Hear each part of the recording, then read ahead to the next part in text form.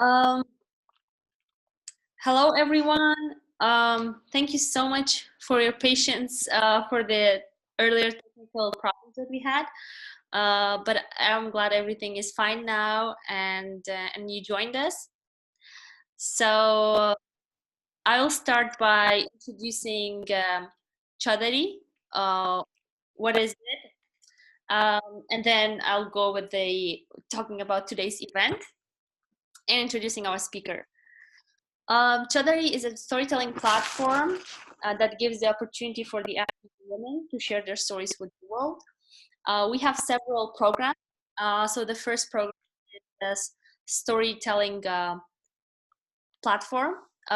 Is storytelling where we share the stories of Afghan women based on themes. So, for example, COVID-19 stories that we had, where the Afghan women shared their stories about how the COVID-19 impacted their lives. And then we had, we organized different events, which are also there are storytelling events and other educational events. So today's event is also a part of that of our events programs. And sorry, just admitting people here at the same time, so it takes time. And we also have educational programs. So we teach the Afghan youth through a Force Your Fear course, so how to become a professional public speaker through 6 weeks course with our partner organization, Bright Future.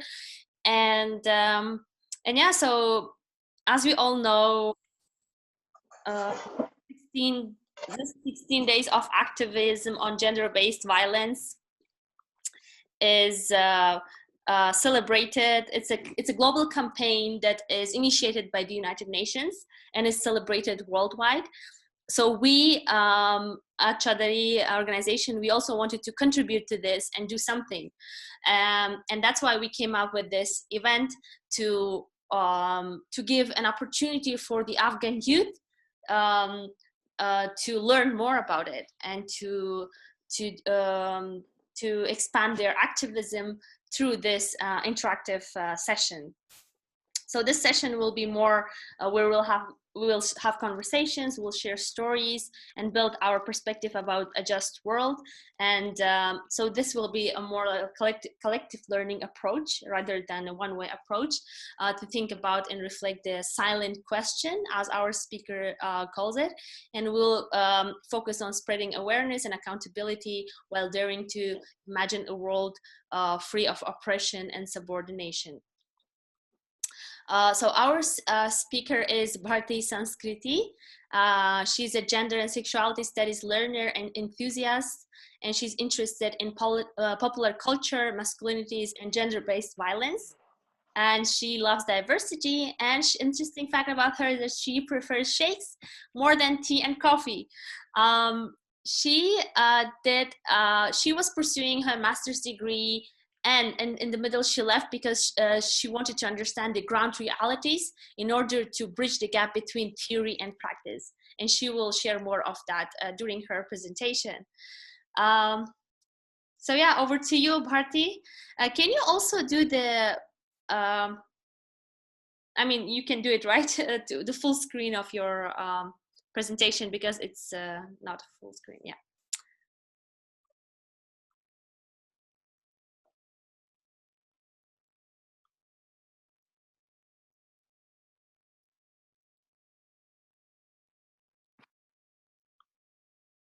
You're on mute, Bharti. We can't hear you, unfortunately. Okay, so now is it fine? Yes, we can hear you now. Yeah, it's perfect. Okay, great. Just a second. So basically, hello everyone, and I am really sorry for all the chaos and the ruckus. But I can hope that your patience and whatever this entire waiting period was, it'll not go in vain. So thank you so much for being here, and I am really excited to facilitate this session.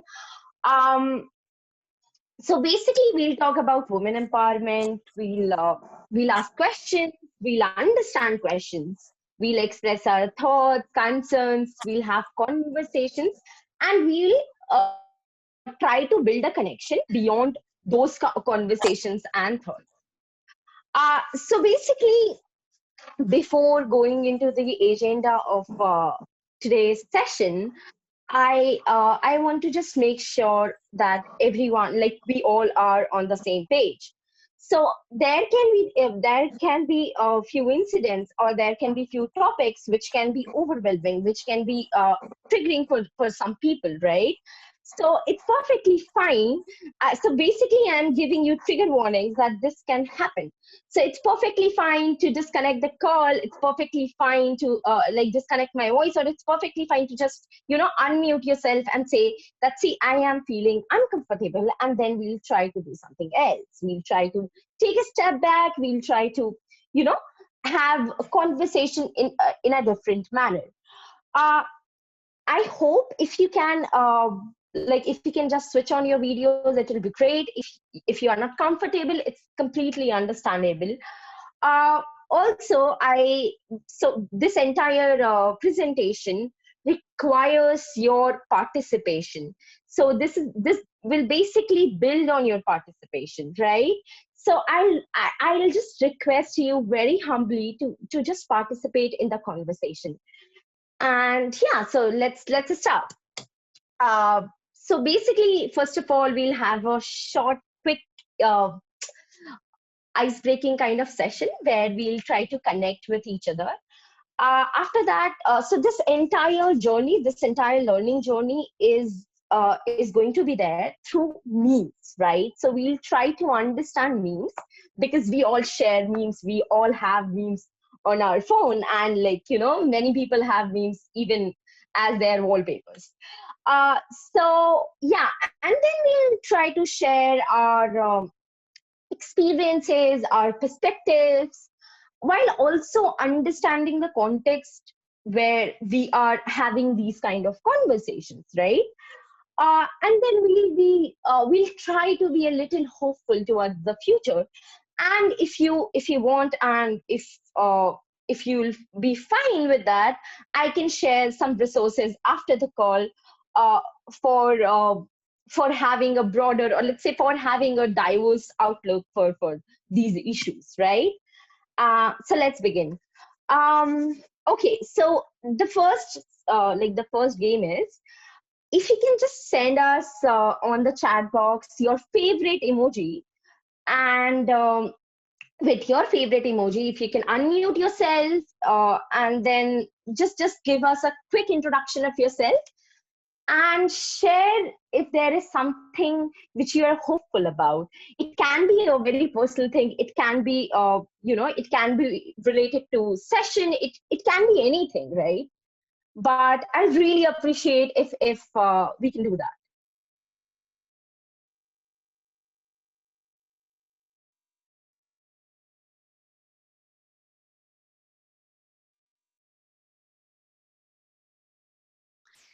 Great. So what we have to do is we have to send emoji, right, in the chat box. Favorite emoji, right? Right, your favorite emoji, and then if you want to, if you want to just type it there, it's fine.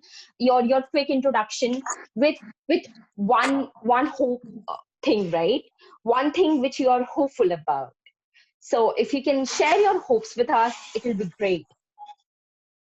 Or if you can unmute, then it will be more great.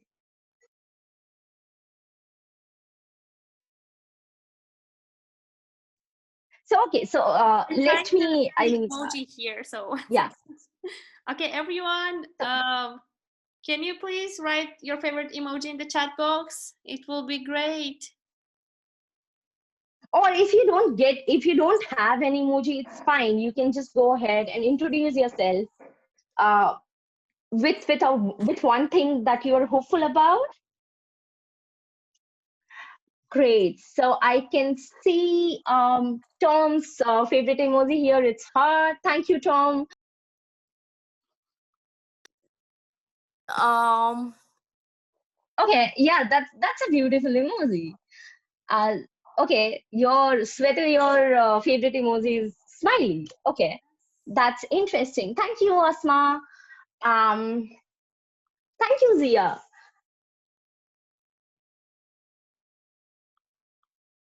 Oh, that's really great. I really appreciate that. Thank you, Asma, for sharing that.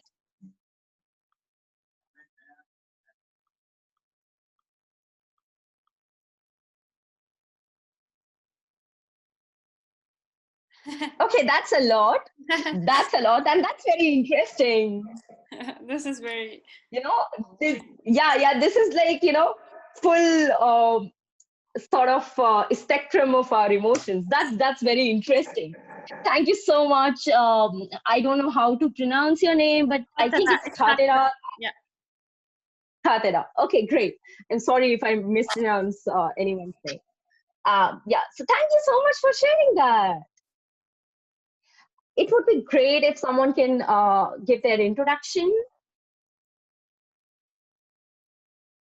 Yeah, so Like, if you want, I can start. you can unmute yourself and then just talk about yourself, like introduce yourself. It will be great.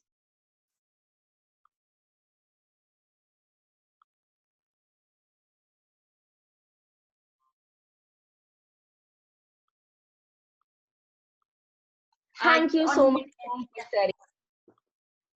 That's a really appreciable thing, because we have different countries and we are struggling with different situations. So yeah, that's a really important vision. Thank you so much for sharing that. Sharifa, it's Sharifa or Sharifa, but I like, I'm sorry for mispronouncing again. My hope is to do something for everyone and help them with something. That's interesting. That's very interesting. Thank you, Khadira. My hope freedom. Oh, that's very interesting. Freedom is something that we all should have. That's a basic human right. So yeah, that's great. That's really great. And solidarity. Okay, so maybe I can go first with the introductions, because I Yeah, think I I think forgot so. to introduce myself first. My name is Seta Muhammad Isha, and yeah, so I'm from Afghanistan, and I am the founder of Chadari project, and I'm a women's rights activist.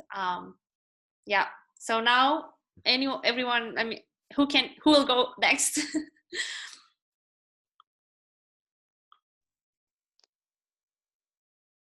I want to go first. A second after you. Sure. Can you hear Who me was it? now? I can't hear you. I am Sharifa Kazemi from Afghanistan, currently living in Kabul, and it's good to be here, join all. And my hope is, I said, my hope is to do something for everyone, but I really love to do something for women. Thank you. Thank you so much for sharing that. That's such a beautiful vision. Thank you so much. Um, is there anyone else? It's fine if Hi you don't everyone. want to share. Yeah, please go on. Please go Hi on. everyone. My name is Asma Ghazi. Currently, I'm living in Kabul, and I'm a PhD student in one of the universities in China. And I'm very grateful to join to this beautiful session. Thank you so much for joining, Asma. Thank you so much.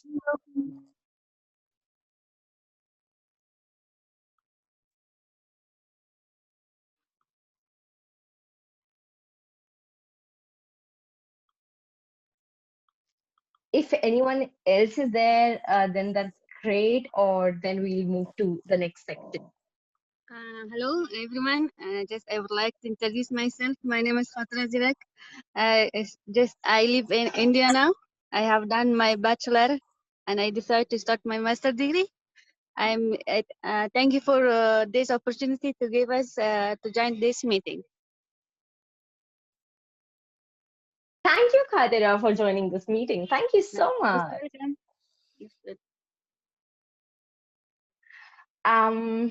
So yeah, I think we should move to the next slide now. Hello, everyone. Can I introduce myself? Yeah, sure. Please go on. Please go on. Okay. This is Zinat Hasir. I'm currently work with USAID Yashar as a training assistant and a member of Chadari. And my hope is to change our education system and bring a beautiful peace for my country, and they can feel it. Thank you. Thank you so much for sharing that. It's very important to be in the education sector and to make it lively, to make it alive. Thank you so much for sharing your hope, and thank you and kudos to you. Great. So we have a brilliant audience, right? Is someone else there who wants to share?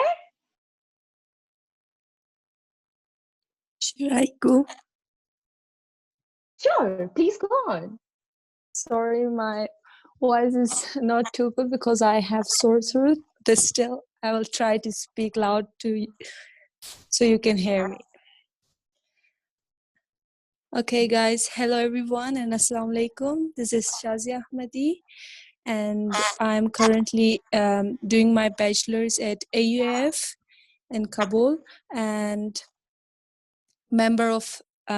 a proud member of Auda, Chadari, and ECO, and I'm grateful to be here. Thank you, guys. Thank you so much, and please don't apologize for anything. It's completely fine. It's very normal and natural. So yeah, thank you for being here.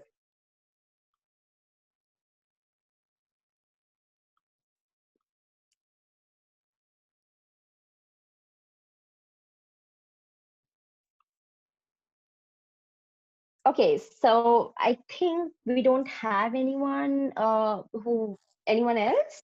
Is there anyone else?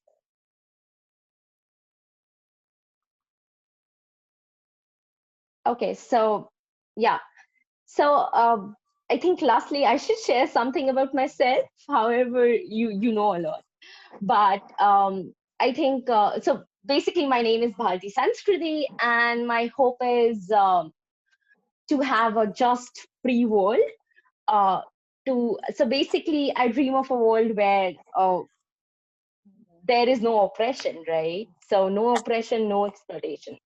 So yeah, I think let's move to the next slide. And thank you so much for participating in this activity. Thank you. So so here's the meme, right? What I really want you to do is, you can you can just mark this meme on the scale of 1 to 5, right? Just a second, sorry. Yeah. So how funny this meme looks to you, right? So if you can answer this question, that, oh, okay, Shazia, it's fine. You can go ahead and share. Okay, yeah. Thank you so much for sharing that. So this is the meme, and what I would like you to do is to rank it on a scale of 1 to 5, right? Or to mark it on a scale of 1 to 5, that how funny this meme looks to you. Like, this meme sounds funny, not funny. What's your reflection?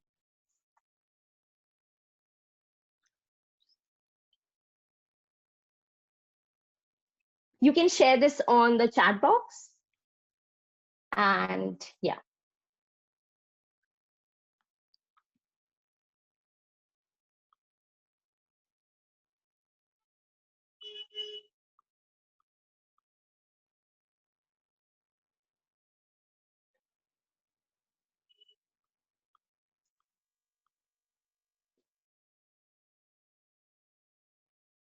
If you don't want to scale it, you can just say that, does it looks funny, whether it looks funny or not, like whatever you like. You can say whatever you are thinking.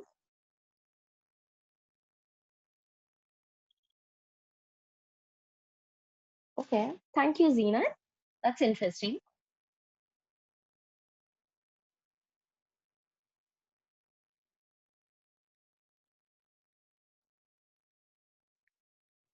Okay, thank you.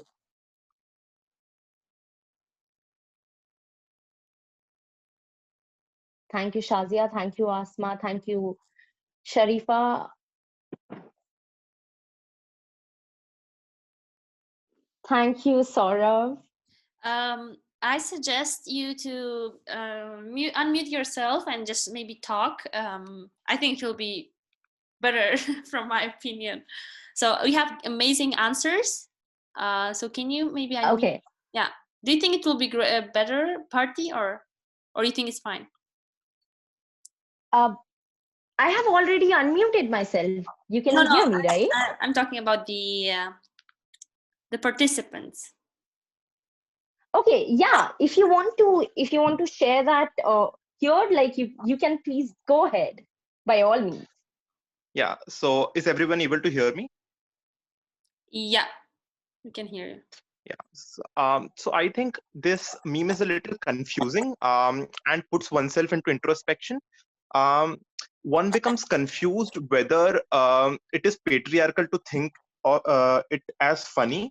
At the same time, it puts oneself in a dilemma, like on the concept of justice as well as equality. So it's the same as it's same as the debate of providing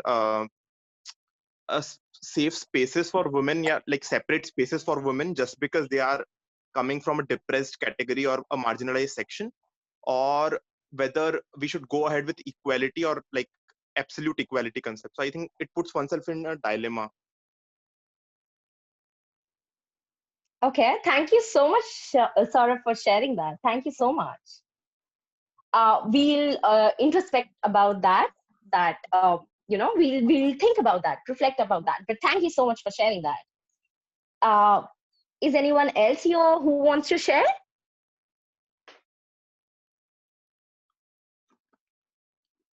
Sweta, do you want to share anything? Like you can go ahead by all means, right? It's your platform. I'm just want to give opportunity for the participants to speak their opinion. Yeah, but yeah, I mean everyone has great opinions about it, but right. Yeah, so thank you so much, Tom. I agree with Tom. So you see what Tom is saying, a woman can be tough, but that does not mean that she consents to being hit, touched. I think that's a perfect definition of this meme. Okay. Yeah. Okay, that's very interesting. Thank you so much. Now that's the second meme. If you can take a look at it.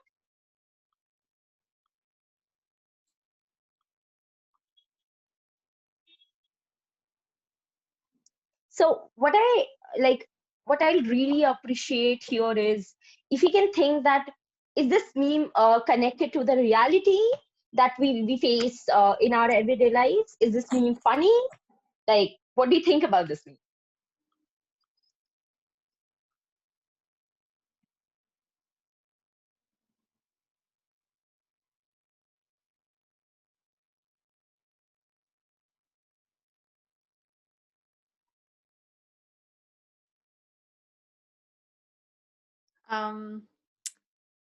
So do you mean like how much it speaks about like how true it is? I think. Is it funny? I think with right comes responsibility. It doesn't mean that there's all like you get all the rights and then no responsibility. So no, I don't think it's super funny because I don't think it's true, right? Do you think it's true? Like I don't see it as being true. Like women getting mad, that's because they will have more responsibilities, because they already have too many responsibilities, right? All they ask for usually is right, like so right to get education, right? Yeah, so it's in that sense, it's in that context of rights, right? Fundamental rights kind of thing, human rights kind of thing. So yeah. Okay. So why so it should much, be Tom. so Could you hear me? Yeah, we can. Yeah, I can. Please go on. I think this one is not funny because it's showing that if we give the equal, I think, rights to a woman, then they have to have more responsibilities. It's not correct because if a man has also a right to study, same as women, so they have the equal rights. So it doesn't mean it is not funny because why a person have its their rights, and we say them that if you get your rights, so you will get a lot of responsibilities for that, and they get scared that if I get all of my rights, then I will be more responsible for everything. So it's not funny. I think.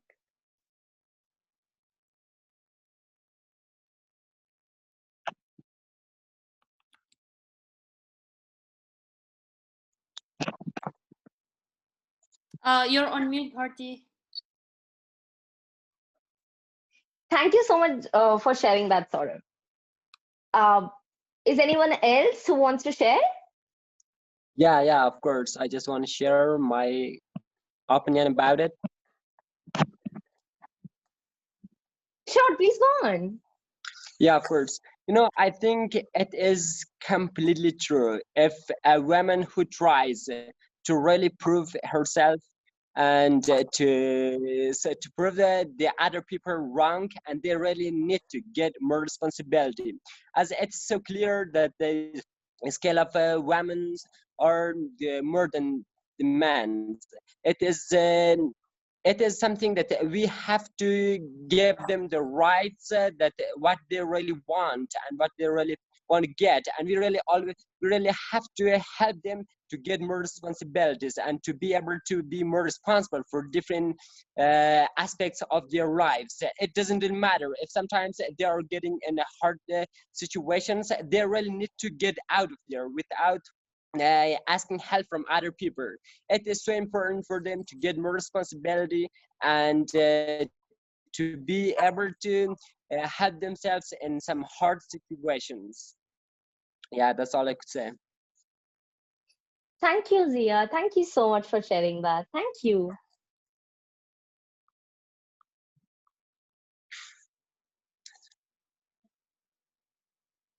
So, does anyone has any kind of reflection, thoughts, perspective, etc.?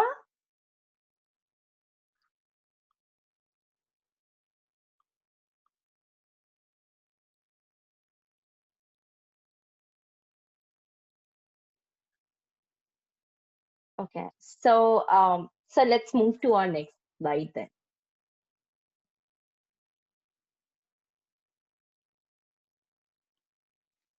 Okay, so basically this is the report of UN, where we can see that women, the unpaid, or let's say the domestic work, the care work, the domestic work, which is generally unpaid, right? Which is basically unpaid labor.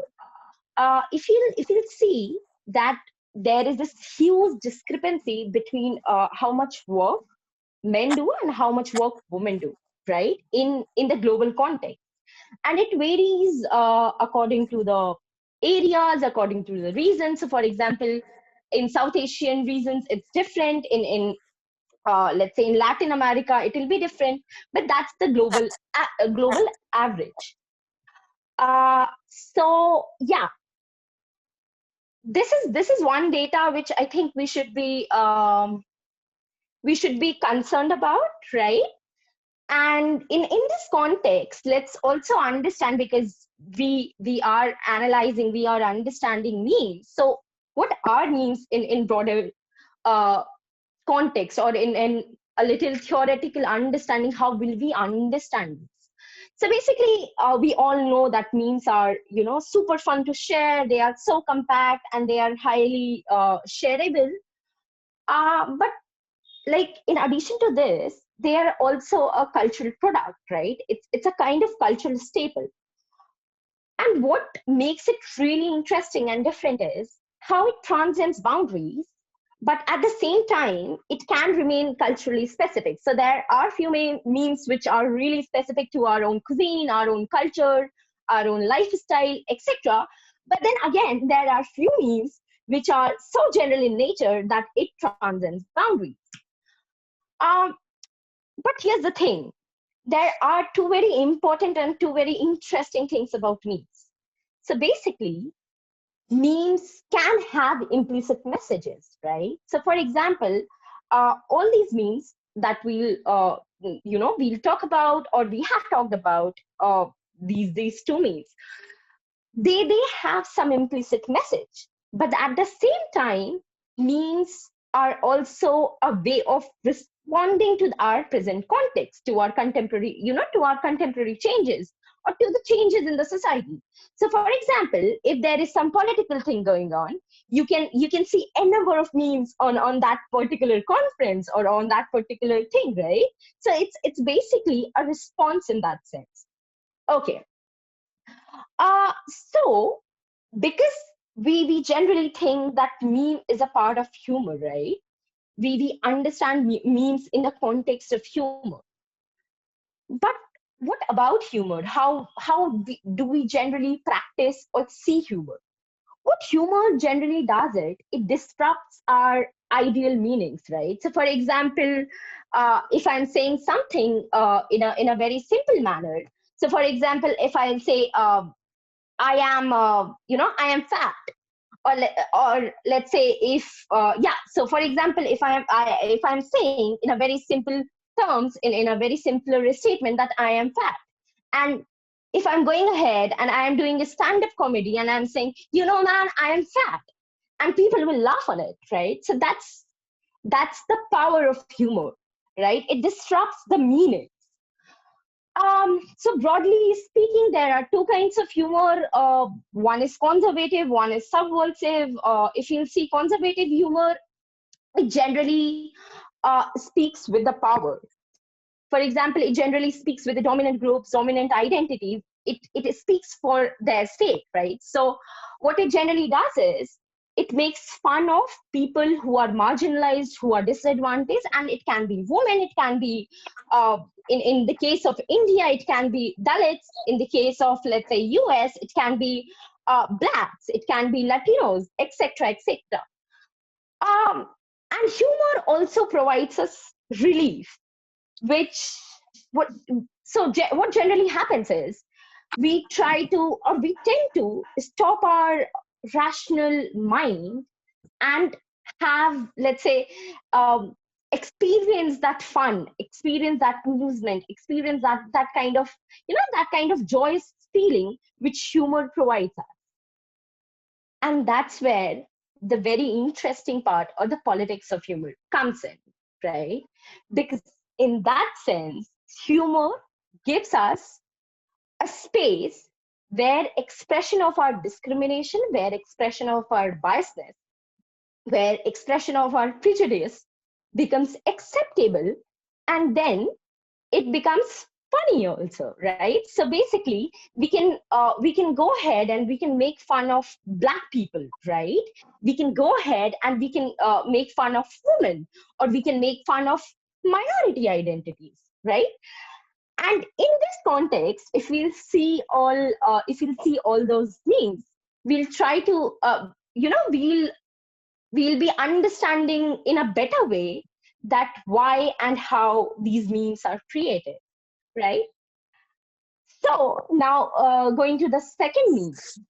What meme generally, so if we'll say that there are some functions of memes in the context of their relationship with gender, or here, women, there are generally four functions.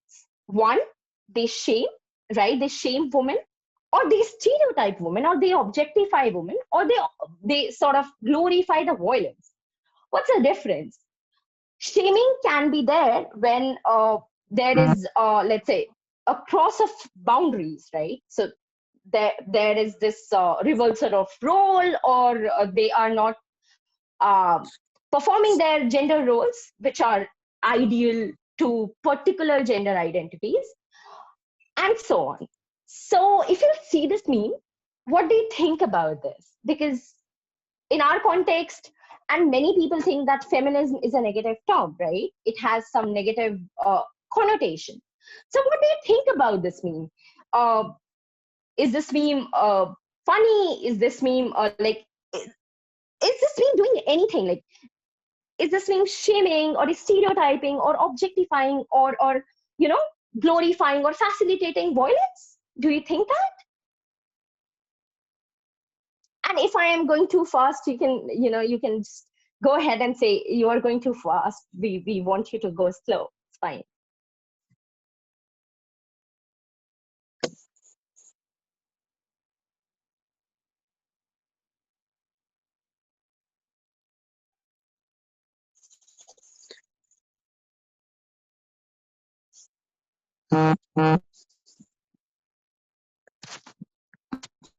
Zia, are you saying something?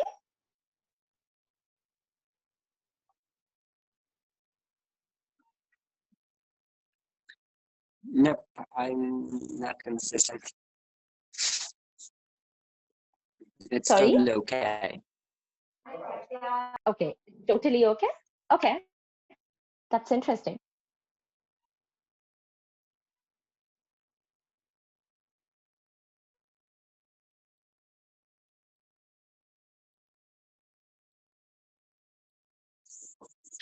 Okay, Zia, so let's have a conversation about this, right? You're saying this meme looks totally okay, right? Why do you think so? And what do you think when they are saying, okay, the stove is wrong? Uh, is there any metaphor in that in this meme? Are they indicating something, or there is no indication? It's a very literal meme. What do you think? I really don't know what to say about this, okay? And I just, I think so it just shows one thing. So I think that when this man, so I don't know, is it a scar or something? Or, but, so I have no idea about it, okay? Okay, no issue. Cool, thank you. Yeah, you're welcome. May I?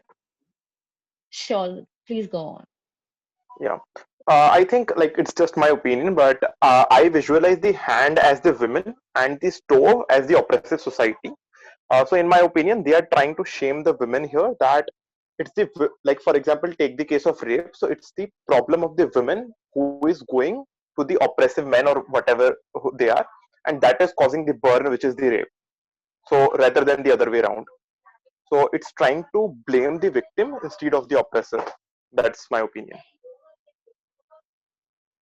Okay, thank you for your very interesting perspective. Thank you so much for reflecting on this meme. Um, can we have someone else, please? Like, you know, does anyone have any kind of reflections on this? Um,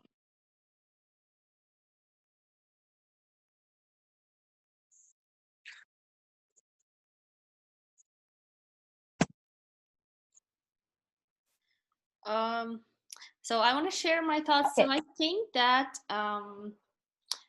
this feminism issue is becoming a very negative thing around the world, which is again not the right thing to think, because again, lack of education, or they don't know the true meaning of it, and they perceive it as something negative. I mean, the countries that I have lived in, they all have the same opinion.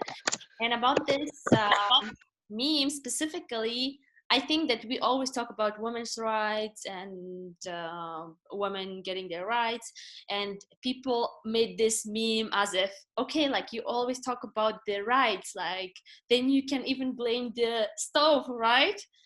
So that's my interpretation of this.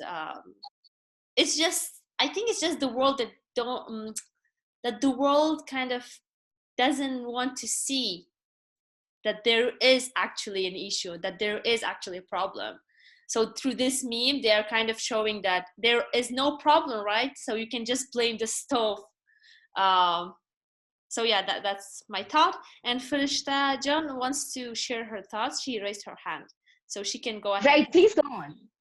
Please go on. Well, thank you for giving me the opportunity to speak. Well, I believe this picture have explicit meaning and implicit meaning. The explicit meaning shows us the hand and the stove, and also it doesn't give us a clear example. But if we see it indirectly, it implicitly tell us about that woman is the vulnerable part of the society. Men are blaming women in every cases, and this shows us, the misconception of everything in societies, especially in Afghanistan, that feminism wants to stop it and actually put an end to this thing. That was my idea. Thank you so much. Thank you so much, Prishta, for sharing that.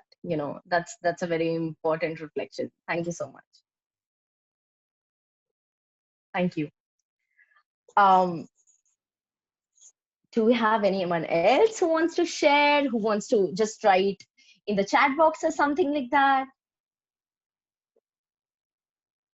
It's fine if you don't want to talk about it. It's completely understandable.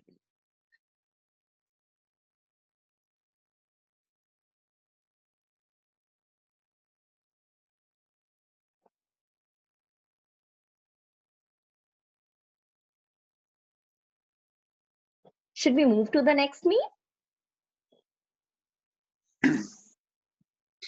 Well, I just want to have my second thought about this. So may I? Okay, that's interesting. Please go on.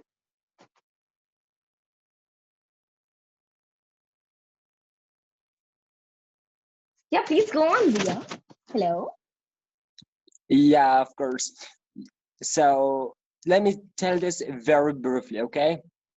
I think it just shows us, it just indicates that in some countries or in some parts of the world, it is a completely it's completely being known that women are under some very hard circumstances, but the society and the people around, they do not want to see that, and they are just trying to ignore that thing, and they do not want to think about it deeply, why they are in this kind of circumstances, and everyone ignores this kind of things, and all we are trying to do is to think of something kind of physically, not kind of inwardly. If you think of this inwardly, it has a lot of meanings, and everyone can have a lot of definition from this. And thank you so much. That's all I could say.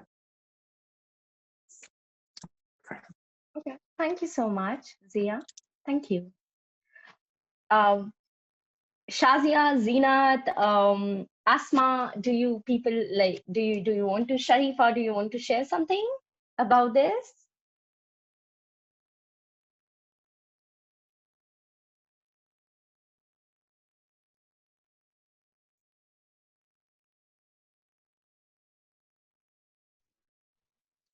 Okay, I think then this response is very silent and very negative.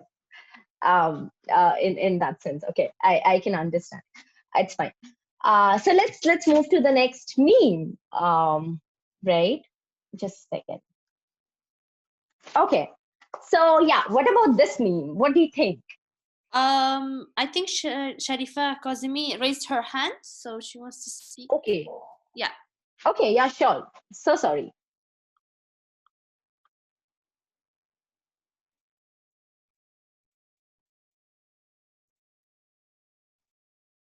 Sharifa Jan, can you hear us? Yes. I'm sorry, I got disconnected. Your voice is. Can everyone hear her voice? I just have trouble. Yeah, I can hear her voice. Oh, okay, great. Please go on. Okay. What I understand from this picture and what we can analyze from this, that I think feminism is being misconceptualized to people. They think that women want something more, but it's not like that. What I understand from the feminism, like women want to have equal rights. the rights that they have haven't been given to them, or like they haven't enjoyed having the freedom or the rights that they have to. When they want to talk, they want to speak up about it, that they have to have their rights, they are being misunderstood, that they want something more, or they want something like they are not capable of. But the reality is, feminism says that let's have equal rights. The equal rights is the rights to for both women and men to have. It doesn't mean to that women want more, or the men don't want to give them, but it's just the reality that let's have equal rights. Thank you so much for sharing that. Thank you so much. And we'll talk about feminism in the next slides, right? But thank you so much for sharing that. So okay, let's move to the next slide. Um, okay, what do you think about this? What everyone thinks about this slide?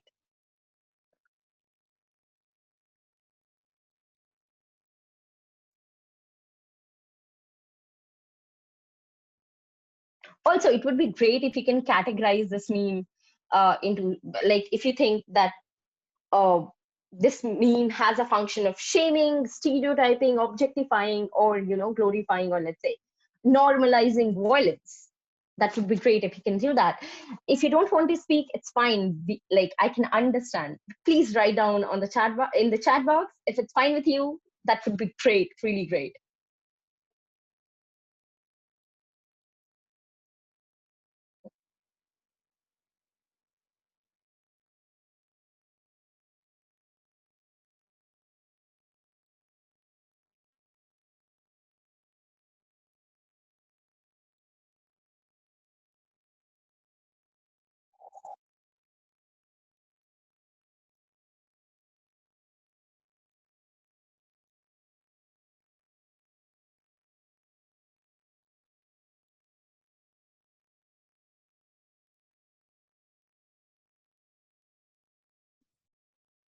Should I say my opinion? Yeah, please go on. Please go on. Okay, That's I great. think this meme goes with the opinion of when people says that a woman says that if we wear anything, then it's not our fault to a guy try to rape the girls or something like that. But I think they are objectifying this opinion that if someone says something, or the act of violence or rape or something like that happening to another person, we shouldn't blame the or person that get raped, and instead of saying this to the another person that you like this, that mostly people say everything to their girls that do this, or don't do this, but instead they are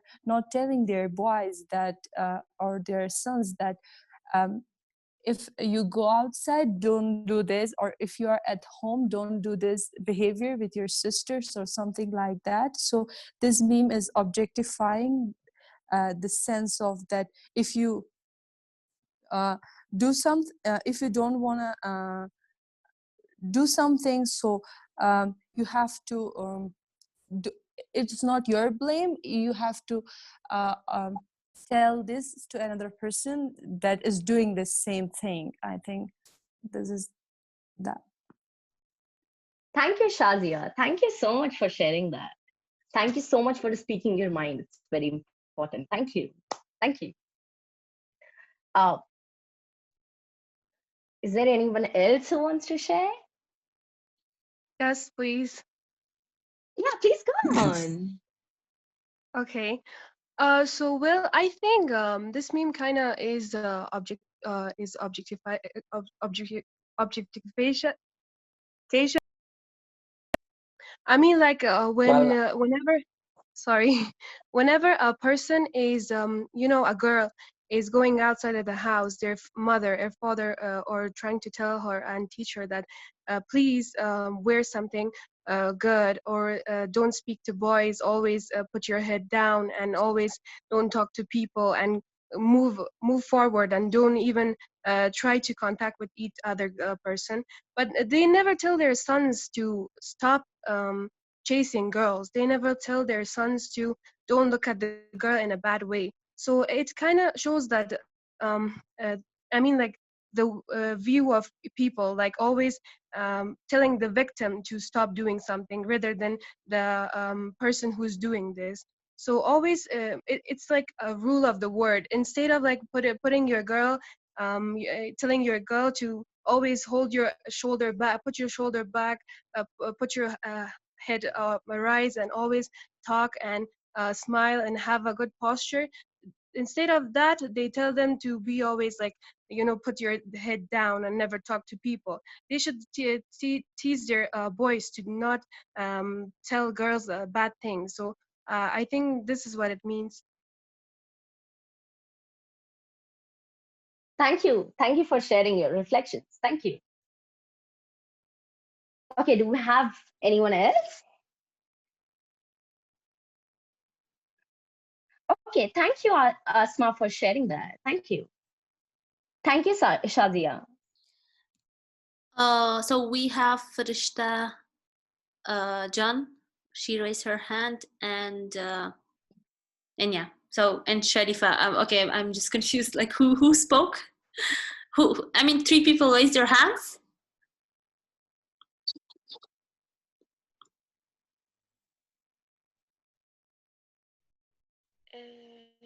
If others are done, Mega.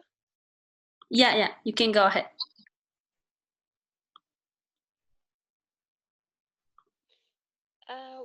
What I get from this maybe is that I totally agree with the others what they said about objectification. It is being taught to girls or to women that the society or the outside of our home is insecure. There is gonna be people who will attack you, or the society is not safe to you for you, or they just taught and teach them that you have to like adjust with the situation, or you have to try to be good for the society. They never teach them to be brave or stand for this, but instead they say that you have to adjust with this situation and such kind of things. Thank you. Thank you so much for sharing that. Thank you so much. Okay, so do we have anyone else now? Like, yeah, we have Farishta Hashimi. She wants to. Right. May I speak? Yeah. Yeah, please go on. Okay, thank you. Well, this meme gave me the overall idea of that woman is victimized in our society. And this meme tells us that we should change the conception of man, not blaming women. And these days, women is always blamed and subjected to violence and other misconceptions. For example, the way that women, put on dress, and their clothing is always, subjected, and people say that you should wear this kind of clothes, or other things also. But in the society, they impose laws only on women and they restrict them. So this gives me the idea that we should change the conception and perception of our society. We shouldn't only blame the women, and that's it. Thank you. That's actually a very, very interesting and relevant thought. And we'll be talking about it in our next slides. And yeah, it'll be definitely an interesting conversation. So we have someone else who wants to share, who wants to go ahead and express themselves. Well, I just want to go ahead and I want to share my opinion about it. Yeah, please go on. Well, what I got from this picture I got two important reasons why women are always they are they're kind of underprivileged.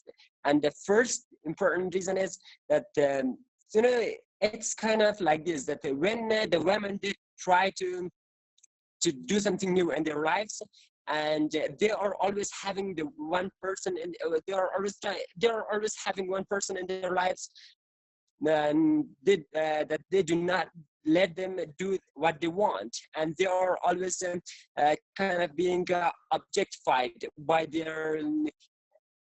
any activity that they want to do in their lives. And it is the most important thing, that we really have to change our perspective, our mindset toward women. It is crucially important for us that we really have to respect them instead of blaming them, instead of that we always need to help them to move forward, to go ahead and to do something for themselves, to be the one who can help himself without asking help from other people. And the second reason that I really got from this one is that the women, they can really they can when they want to find their own passion, and they are always kind of being imposed by something. For example, if a woman says that who tries to do something new in her life, and I'm sure that the girl or that woman will definitely find one person and who would definitely not let them do what they really want, and they are always trying to kind of restrict that woman not to move forward, and they do not want them to kind of to back up that woman, and instead of they do not want to be their supporters. I think there are two reasons that I really got from this picture. Yeah, thank you so much for hearing. Thank you, Zia, for sharing that. Thank you so much. Okay, so do we have do we have someone else remaining who wants to talk about it, who wants to share their reflections about this meme?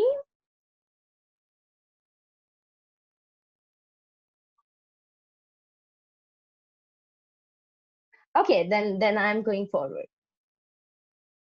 So yeah, now this is a very interesting question, and why we have such memes, as many people reflected and indicated. So for example, Frisha said that you have a particular kind of conception of men. There are some others who said, victim blaming is there. Zia was saying that you will find one person in every woman's life who will not let her do something that she wants to do. These are very important reflections.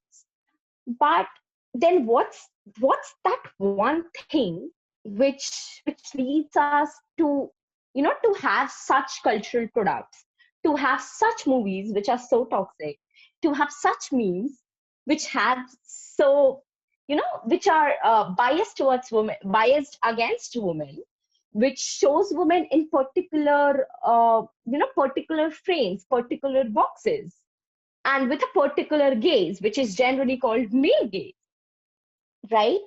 So why this entire depiction, this power, this ill distribution of power, or let's say this surveillance that someone was talking about, that when someone goes out, then when a woman goes out, then parents say, okay, don't go out, or let's say you should have a decent clothing, or you should not talk to guys, etc., etc. So what is many feminists, many social thinkers, many activists, through their experiences, through their understandings, through their vision of the society, vision of the world, came to this kind of conclusion, or came to this kind of concept, which is generally called patriarchy, right? So basically, you will have a number of you'll have a number of definitions. Even many feminists say, like, even when we are talking about feminist thinkers, even when we are talking about sociologists, when we are talking about, let's say, angels, he's saying that feminism, he's saying that patriarchy happened as the result of the loss of the female sex, right? The female sex lost when patriarchy happened. So you have a number of definitions. One which is very prevalent, or how we understand it, is the dominance of men over women, right? That's one of the most common understanding of the patriarchy. And all these behaviors, all these social behaviors, all these political behaviors that that we experience ourselves, or that we facilitate, or that comes us through our cultural traditions, or let's say through our social understanding, etc., etc. All these are because of patriarchy. Now, Alda Fascio gives us a very important definition of patriarchy, which is sort of all encompassing, and it's one of my favorite definitions of patriarchy. So let's have a look at it, and then we'll sort of talk about it, and let me know what you think about it and your reflections. So okay, but we'll do that. But before that, we'll go ahead and we'll watch, we'll just see two quick memes, right? Two quick memes. So this is one meme. It would be great if you can tell me that, do you think there is some kind of division going on? Do you think that this particular meme is dividing people, is dividing, is just dividing people? Do you think that?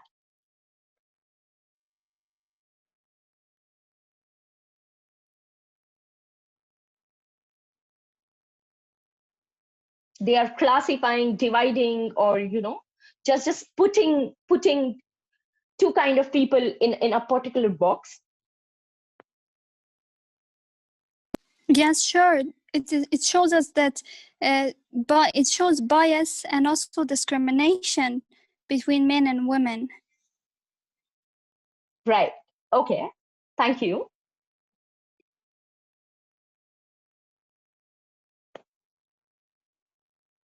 So, is there anyone else who wants to, talk about this meme? Yeah, so it is again the general understanding of like, I think this is a global issue again, that everyone thinks, I mean, most of the people, that like a woman's place is in the kitchen, right? So I mean, that meme specifically talks about that, which is really frustrating, to be honest. Like, I have a personal issue with that. When someone tells me that, or like have that mindset, I just try my best to change the mindset, right? Because like nowhere is written that like women should only stay at home or like be in the kitchen, right? Yeah, so this is like a cultural, I mean, but yeah, but Shweta, my question is, even if somewhere is written, right? Even if there is some text which was, let's say, made by a man, or a bunch of people, even if they codified something or they have written something, should we go ahead and follow it? You know what I mean? So even if it is written something that women are in kitchen, then we should also, because we generally have this, refusal or rebuttal that, it's nowhere written that we should be in kitchen. My point is, even if there is such a text, or let's say even if there is such a book or whatever, right? Such a, let's say, constitution or whatever, right?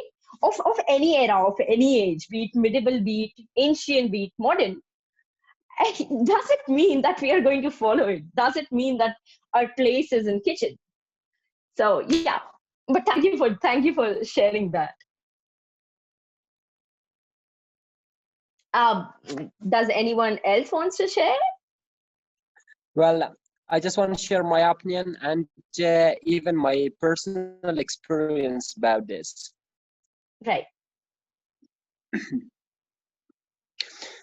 Well, I think it put a very it puts a very big gap between women and men. And even I got an experience. I got a friend, and he's from a remote province of Afghanistan, and he's one of my closest friends. Once I was talking to him, and then we were just kind of talking about women's rights in Afghanistan, and why most of the ranking people, they do not consider the rights of women in this country, and what is the basic reason, and how can we eradicate this kind of impose and how can we remove these kind of things over women. And then he was, I think, that friend of mine, and he was kind of biased against women, and he was I was always telling him that we always need to give them the right in order for them to talk, in order for them to get what they really want. I'm sure if we could do one thing, they could definitely do the same thing as we could, and they can even do much better than us, and they are kind of hardworking people. And then he said to me that in his village, and it is totally a very huge culture that women do not have the right to go outside. Even they are always kind of imposed by different kind of social social discrimination. For example, he says that when we are trying to get married to women, and we always need to go, and without asking that woman, we are just trying to get to marry to her, and we are just trying to talk to his father, and then if his father agrees with us, and then we are just trying to get married, and without asking her. And this means that they do not consider the rights of the woman. In the light of that, it shows that women are kind of underprivileged, and they are always imposed, need to help them get a situation, and we are all equal, we are all human beings, and we need to help each other in order for each of us to rise and to rise up and to make a better world for living. Thank you, Zia, for sharing that. Like many people are doing that. Many people are trying, and we all are the part of that kind of community. And it's really horrible because this is a very rampant practice in many cultures across the national boundaries. So this is like a pandemic. Not understanding the consent of women, or let's say not respecting the consent or choice of women, is a very is more deadly than sort of pandemic. So yeah, thank you so. Yeah, please so go we on. have Hosai John wants to share her opinion. Yeah, please go. Okay. So first of all, I think it's a wrong concept of saying a girl to go to a kitchen. First of all, going to a kitchen needs a skill, which most mans don't have it actually. Well, as you can see, we have all of us. We see our mothers, our sisters, our grandmothers, and if you see them, that how they're working hard and how they can lead this whole mess in home, and just like being a only person, like I mean, my mom personally, she goes to work, she do the chores, she do kitchen work, she cooks, she take care of us. I mean, like if you see a woman is the leader. If you put a woman in a higher position, you will see that how they can lead. It's about the opportunity that you give to a woman. Whenever you give a woman the opportunity, the rights that they needed, you will see that how they will put a country or put a a organization or anything to a high level, because they know how to manage everything. Like what women go through their life, man even don't go half of it.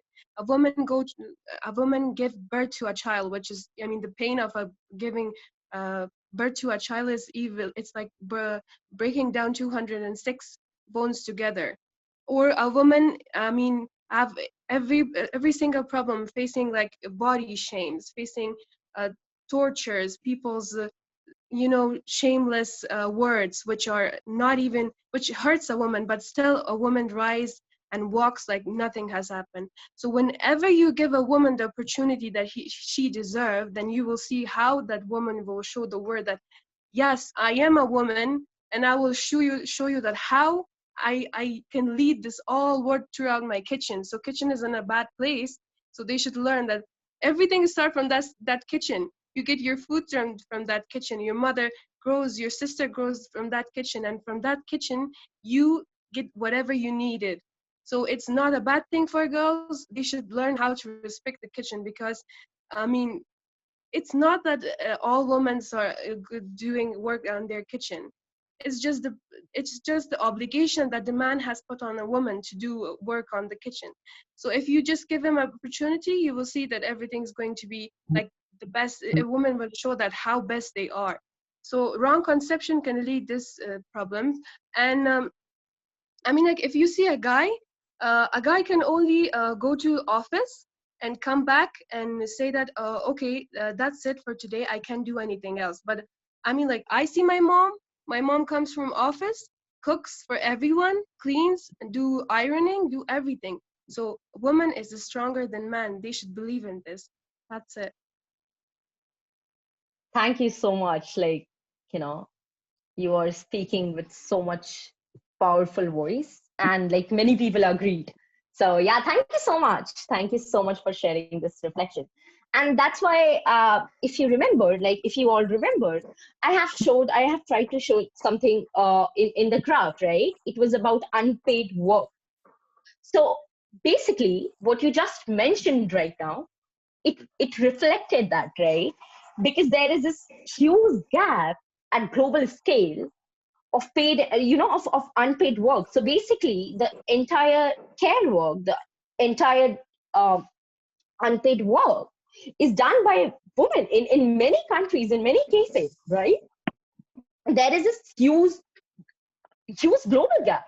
So, for example, what that data was actually manifesting, it was manifesting that there are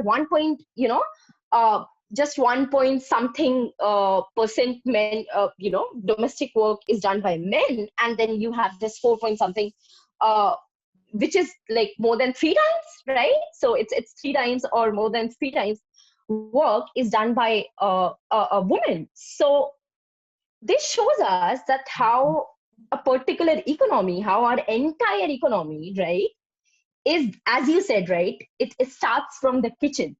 So it basically starts from the kitchen. If, let's say, if our mothers, if our if the women of our households stop doing that work and we start paying people to do that work, right? So for example, teaching tuition, or let's say teaching us, or doing our domestic chores, etc., how much we are going to pay that, pay to those people.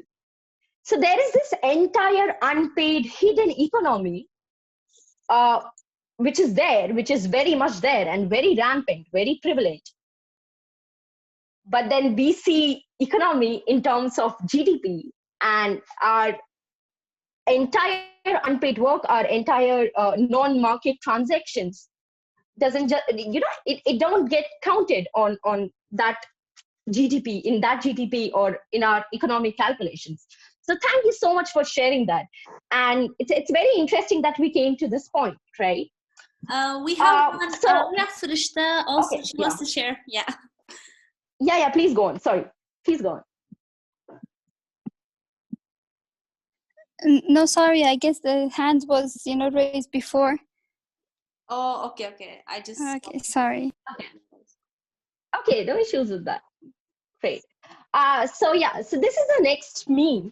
I am not sure. So basically, the question is, do you think there is any implicit bias here? I'll zoom it for you if you cannot see it or something, but I think it's pretty visible. If you can zoom in, that would be great, I think. Okay, just a second. I think to zoom it would be a little difficult, but okay, I'll just try. Just a second. Wait. Can you see this now? Okay. So Yeah. basically, oh, sorry. Yeah. So, there are women in the upper section, right? They are having this particular chart, and then this is the meme, right? Now I'll zoom out.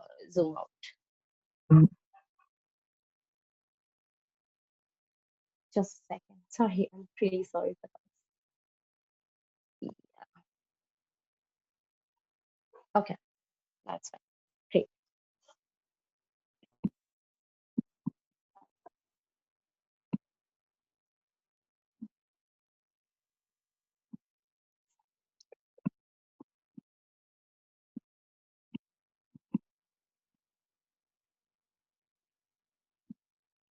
So if someone is not able to understand by the picture because it's blurry or something, I can go ahead and describe this meme for you.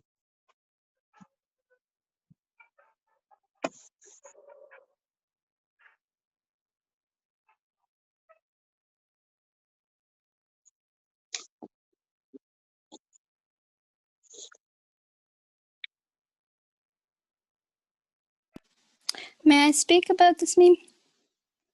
Yeah, please go on. Okay, thank you. Well, actually, this meme goes to the backward slide, the previous slide. I see that it's again related to kitchen and cooking.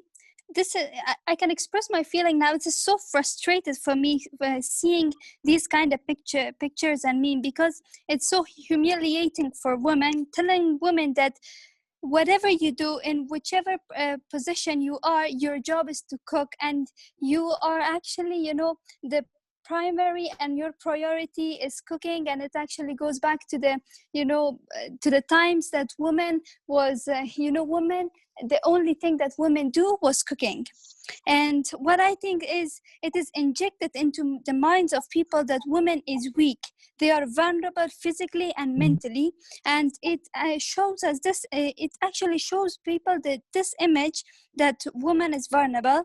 In some developed countries, they are trying to improve their mindsets of people by actually promoting feminism. But in marginalized countries and underdeveloped countries like Afghanistan, people still believes this conception that the primary goal of women is to cook and to do everything based on the basic things that is actually going to kitchen, cooking, and do the chores of home. Thank you. Thank you so much. And also thank you, Shazia, for sharing that. Thank you. Yeah. Is anyone else who wants to go ahead and share? Well, may I? Yeah, please go on. Okay.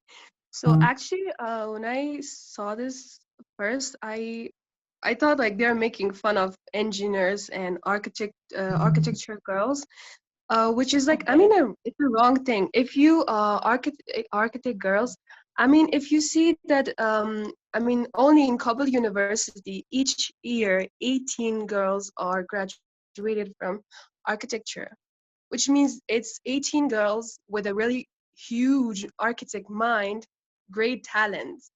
And they not only great talent, but their 4 or 5 year percentages more than 95 or 98 because they're working a lot. I mean, in Afghanistan, when I mean, I faced because I wanted to become an engineer, and my dad was like, "No, it's not for you. It's not work for women to go and in the building places and do this work." So I mean, I didn't pursue my dream. So I think it's a wrong thing that you people thinks or male think that a woman is only architect of a kitchen or a food, which is the wrong thing. If you give them like, if you see that like Zaha Hadid or like Isabella Diller, you will see that there are women who are better than men in architecture. So it's a wrong concept of a wrong idea. So yeah, there are out there engineers which are women engineer which are greater or which are talented than males. but unfortunately they take it low-handed and they are not appreciating them, which is the wrong thing. So that's what I think. Thank you so much. Thank you. And on that note, if you'll see the data, if you'll see the fact and figures, there are, globally speaking, there are less than 35% women who are able to pursue STEM field. So basically, we have less than 35% women students who are pursuing STEM field, and this is so this is like a disgrace, right? So thank you so much for sharing your personal experience. And why I really like to, and it's great that it's being a safe space for everyone, so that we can go ahead and share our personal experiences. But when we say that these are our personal experiences, if we'll so for example, right, we are different kind of people here, we live in different countries, but then I can identify, I can relate and resonate with what you went through, right, or with what you are going through.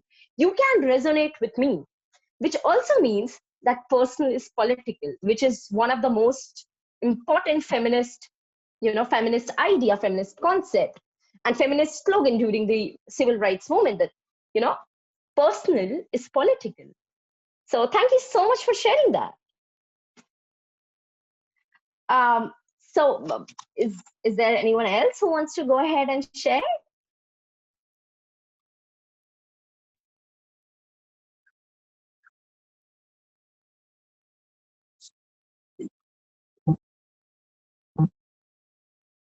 Opinion about this picture? Zia, I was not able to hear you. Can you please repeat yourself? Yeah. So I said that I'd like to share my opinion about this picture. And yeah, please. Yeah, can you hear me now? Yeah, I can hear you now. Please go on. So, well, from my perspective, it clearly shows us that the women are capable of doing anything, doing whatever they really want to do in their lives. So the first thing that we really have to take into consideration is their ability in different fields of studying, in different fields of job, in different fields of work. It is crucially important that we really have to consider this kind of step.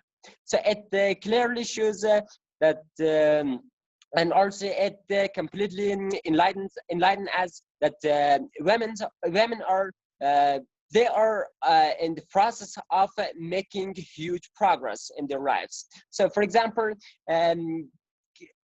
in some progressed world, in some advanced countries, it is getting very common that women are becoming getting high-ranking positions, and they are capable of doing jobs, and they have so they have anything what it takes to get a job for themselves.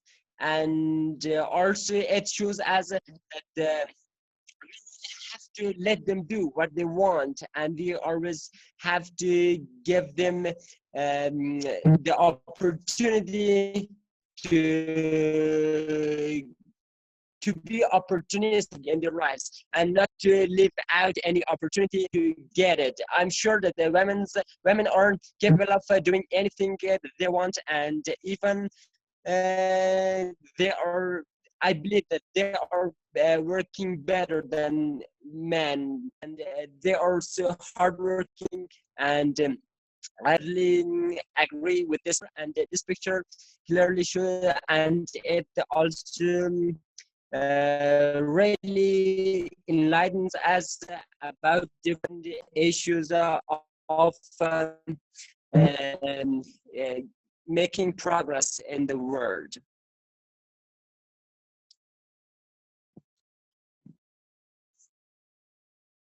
Thank you so much for sharing that, Zia. Thank you so much. And Husai, great that you are agreeing. So on that note, what I really want to add here is in our personal, or let's say in the political or activist space, when we talk about rights, right, or when we talk about women, it's very important to also understand the correct vocabulary, right?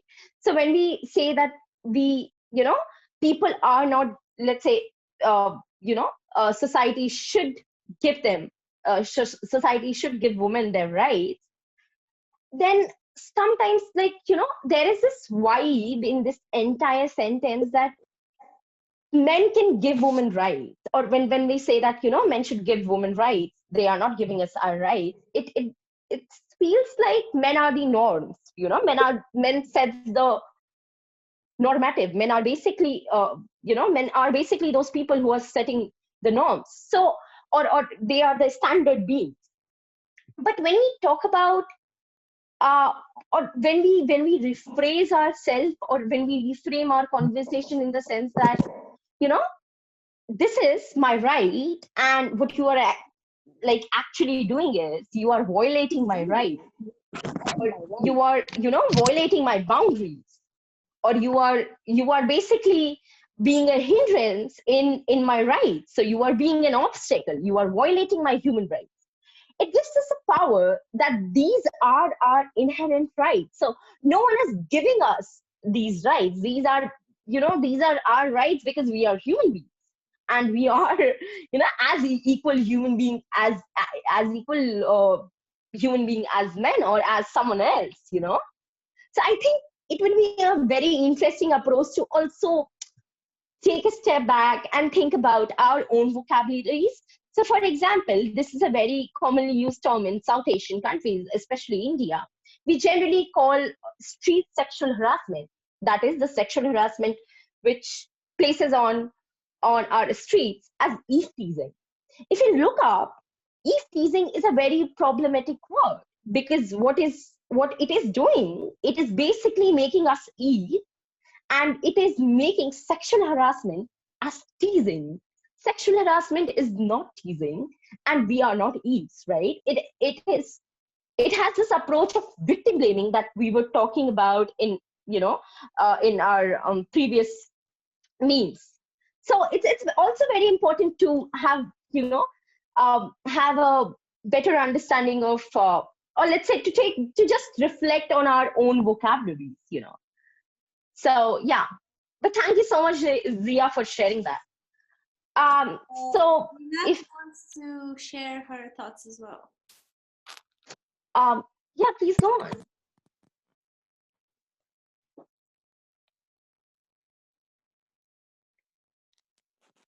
Zinat, can you hear us? You raised your hand, right? Yeah.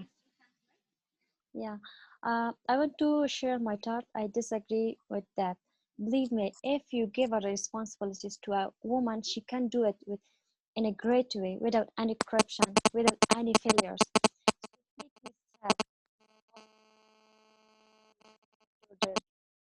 We had in our class very intelligent girls, and their presence was very high than boys. And currently they are working in very good offices and international organizations, and they have very good positions. Thank you. Thank you so much for sharing that. And I think Sharifa has shared something. So she's basically saying that, yeah, she thinks that, we all have equal rights. Men and women have equal rights. So I think let's move to the next slide if everyone has shared their thoughts and experiences or expressions, right?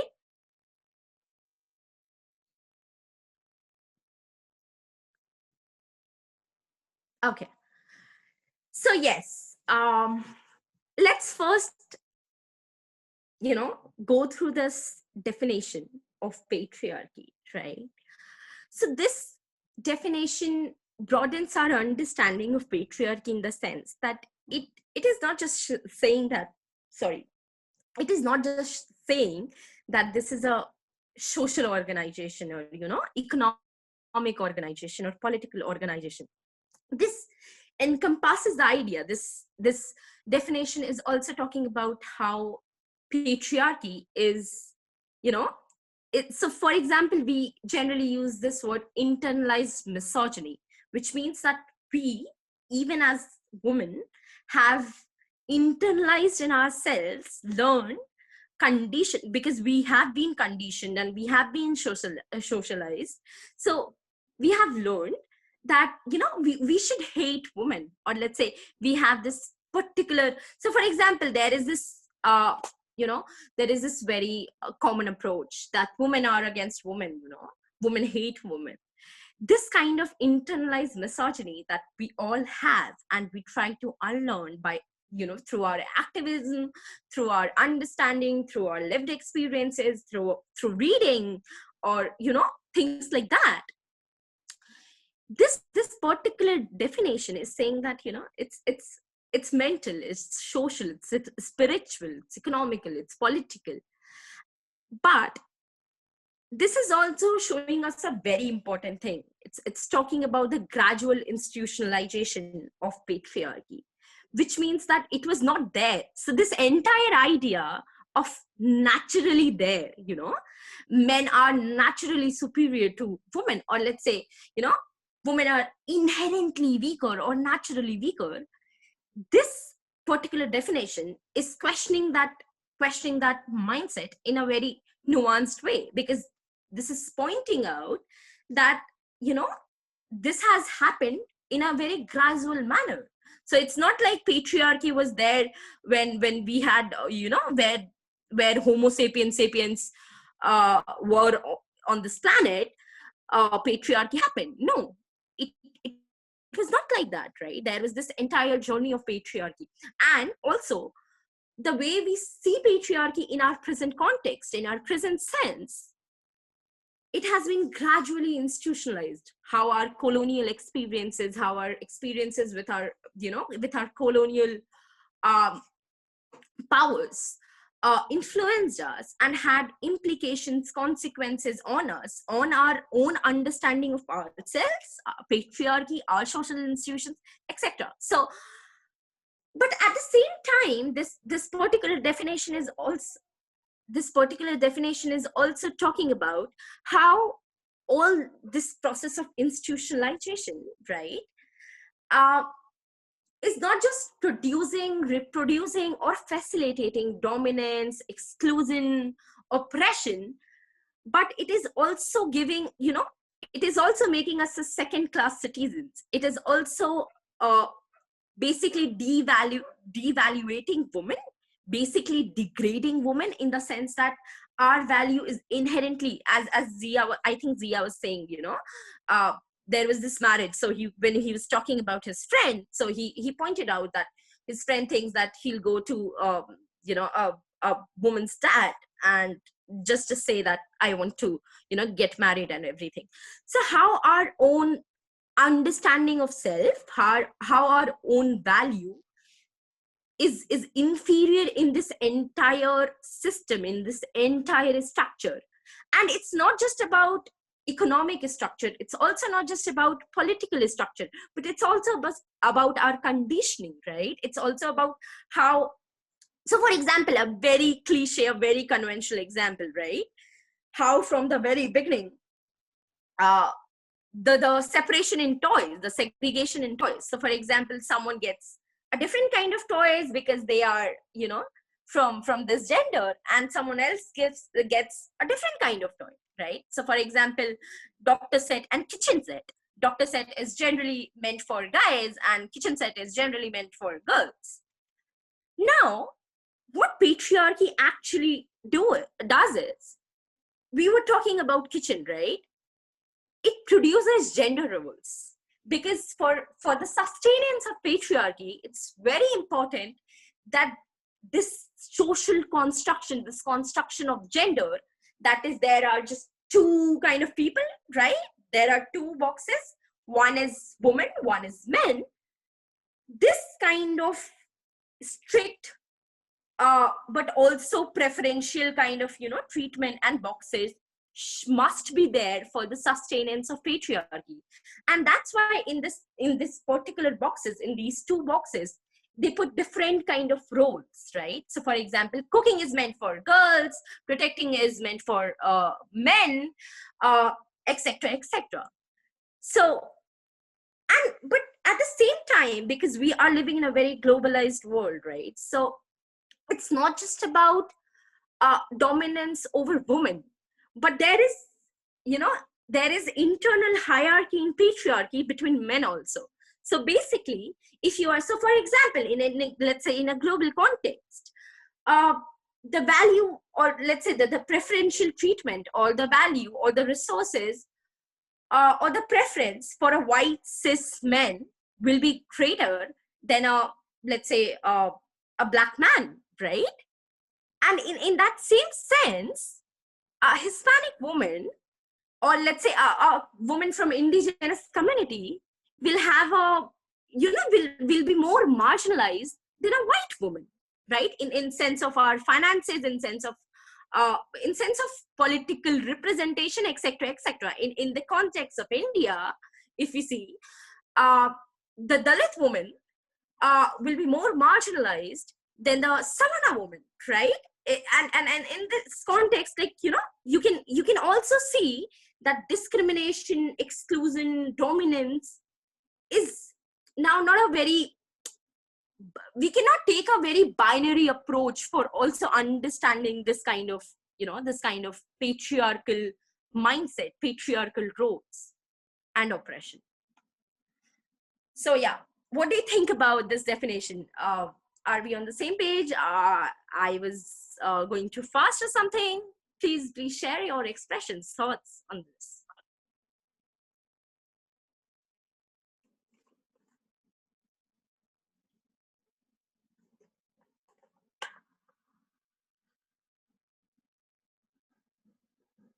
Okay, that's great, Frishta. Thank you, Hosai. Thank you so much. I mean, technically, I should not thank you because I have not written this definition, but yeah, thank you so much for agreeing. That's great that we are in the same direction. That's fascinating.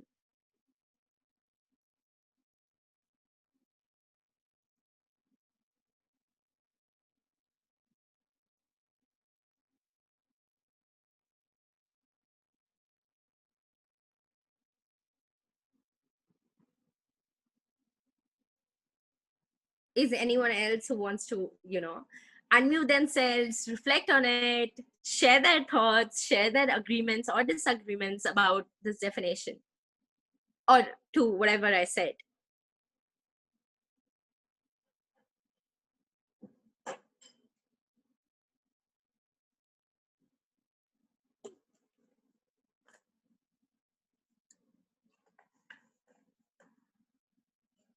Thank you, Zena.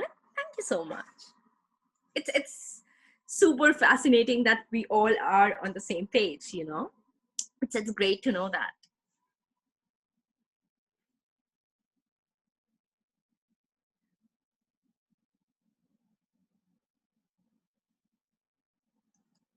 Sveto, do you want to share something? Do you want to say something about this?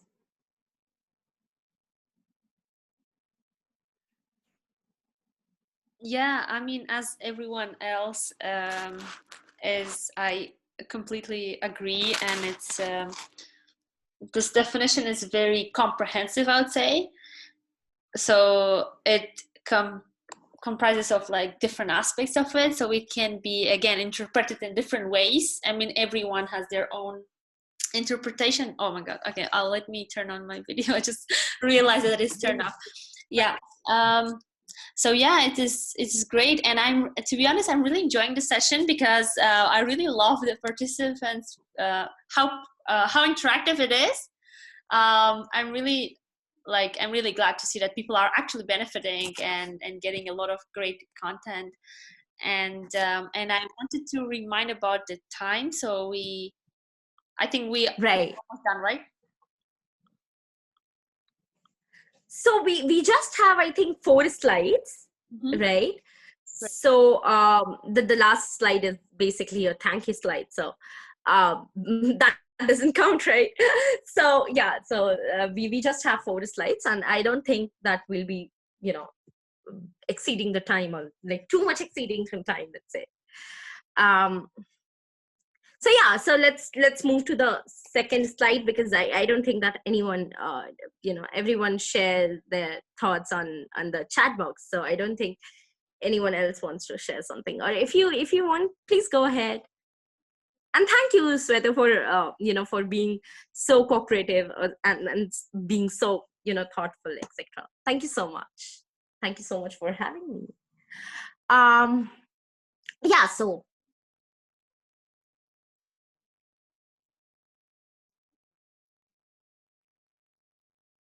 okay, I think we should move on. Okay. So basically, patriarchy, as I was mentioning, patriarchy produces gender roles, right? Patriarchy produces, reproduces, reinforces roles, certain responsibilities, which are really gendered. And when we say gendered, what does it mean? It means that there are some things which are inherently, so basically, okay, let me explain this in a different manner. So patriarchy produces sexism, right? Patriarchy has this inherent quality of being sexist, right? It's a basic fundamental trait of patriarchy. What does sexism mean? Sexism means having prejudices, having biases, having discriminatory attitude, in terms of both attitude, and it can be in terms of both attitude and practice, because generally it overlaps, or it can be the attitude, the mindset, etc. Now, there are two different kinds of sexism. So one is, hostile sexism. So one will go ahead and say, you are a woman, and that can be, I am sorry, before going into that example, let me, that can be discomforting for many of us. But yeah, so for example, if someone is going ahead and telling you that because you are a woman, you don't have the mind of a science person, right? You cannot do science, or you cannot study math, or let's say mechanical engineering, or a particular field of science is not meant for you, or a particular field of technology is not meant for you. So that will be, in that sense, a very hostile kind of sexism, right?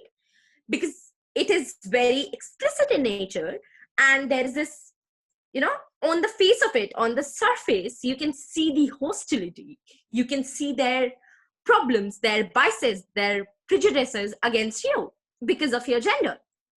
But when you talk about benevolent sexism, and now here's the interesting part, because many a times what we face is benevolent sexism.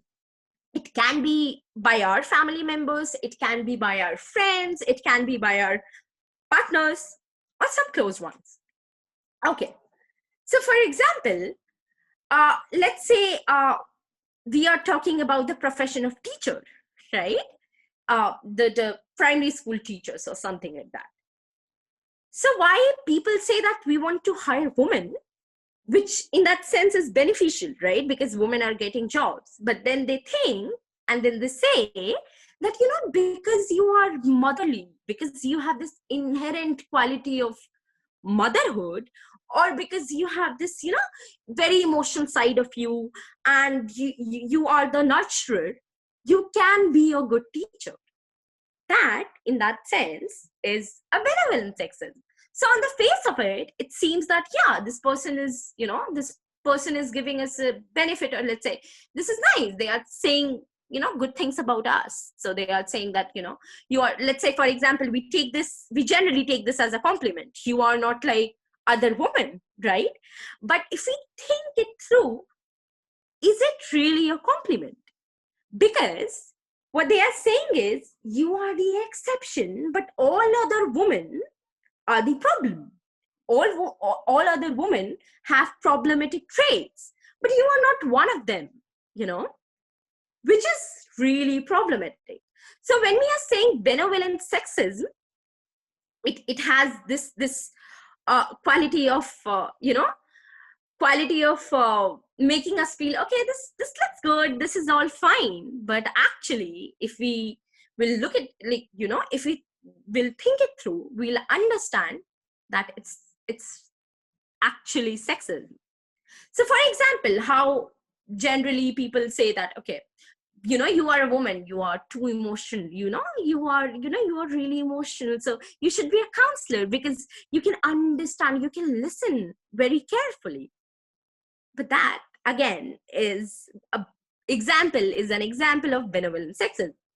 So now when we were talking about the binary of kitchen, so this entire binary of house, home and outside, why it happens? We have understood that it happens because of patriarchy, but patriarchy at the same time produces sexual division of labor, or it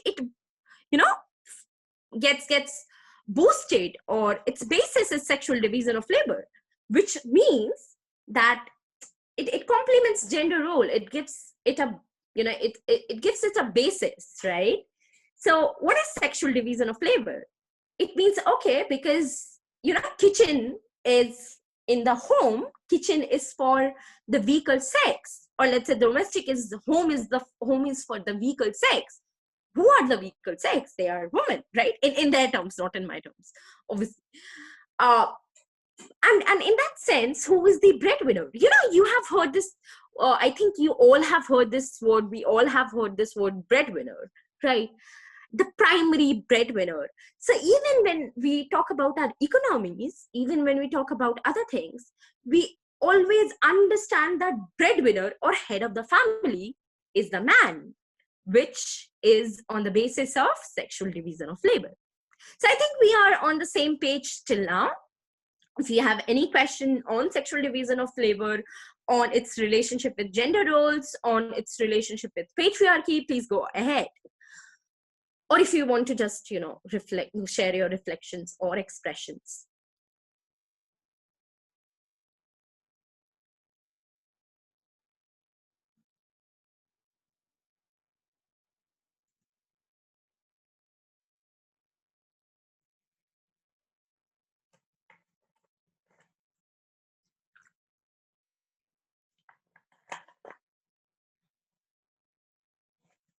Is anyone there?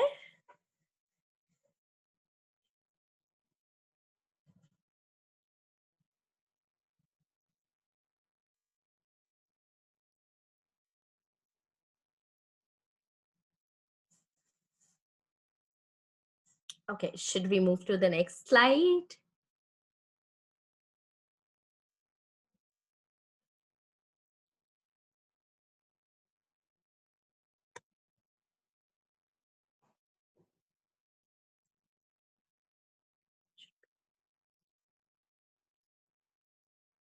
Okay, Shazia, thank you so much for sharing this perspective. Okay. That's yeah, that's highly problematic. But yeah, very prevalent.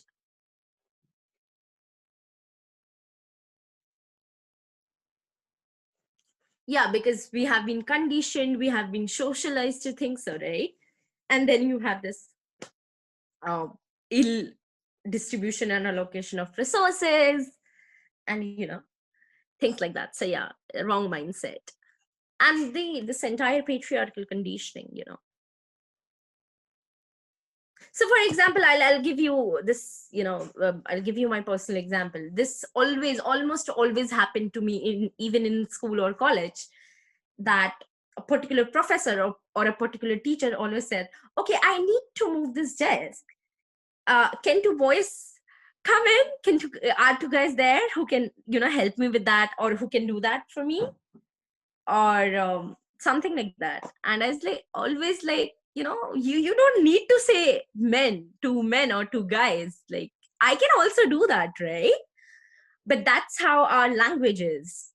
Yeah, exactly. I think that's a very common experience. So even our own language, that's great. I mean, that's not great, but yeah, I can understand. It's so resonating, no? It's like, we all have our unique lived experiences, right? So you have your different life struggles. You have experienced things differently. I have experienced things differently. But if we start sharing our experiences, if we start learning about each other, we'll see a number of commonalities. Or if we don't see commonalities, we'll understand that this is the deep root. This is where the entire practice, treatment, notion is coming from. So in that context, that's why from personal is political to a common struggle, uh, and this entire idea of feminisms, right? And not just saying it feminism, because from India to Afghanistan to Gambia, which is in Africa, or Nigeria to US, you have different issues, but then we can come to a same page because we have similar experiences, and it all comes from patriarchy. It all comes from the same similar mindset. So yeah. So yeah, let's move to the next slide if everyone has written down their experiences. So okay. So this is our very interesting and very there are okay, someone said something. Just a second. Even in the family.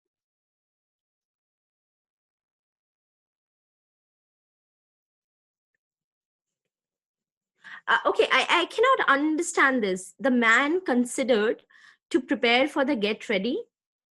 Okay, getting ready to pay.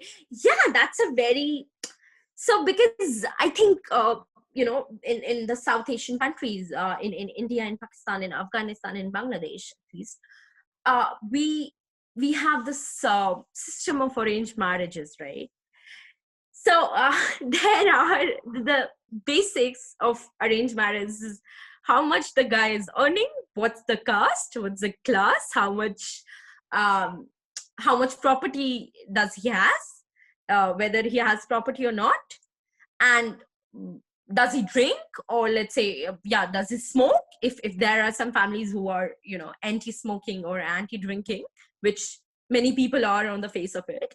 So yeah, so these are our expectations, and how will he manage to have a whether we will be able to manage a proper or stable income to run the household even when the woman is earning.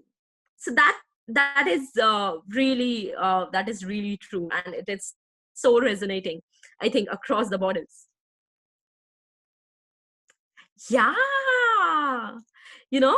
it seems like we are not there, we are invisible, we are erased. So basically this is also part of patriarchy, right, where our identities are erased. So if you'll see many there are many technical inventions, there are many in fact there are many things which were which were made by women, or which are constructed by women, and there are many cultural things. So for example, there are many arts, paintings, etc., etc. So for in the context of India, there is a state called Bihar. You have Madhubani painting in Bihar.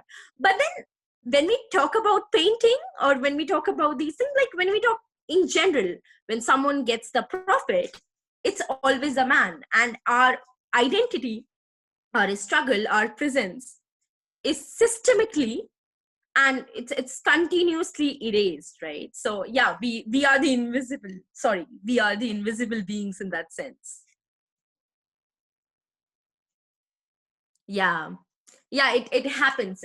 It's very relatable and so resonating. It's generally happens. Yeah, thank you so much for sharing that. And a big shout out to everyone, because you people are like really participating in this conversation. So thank you so much for doing that. So let's, okay.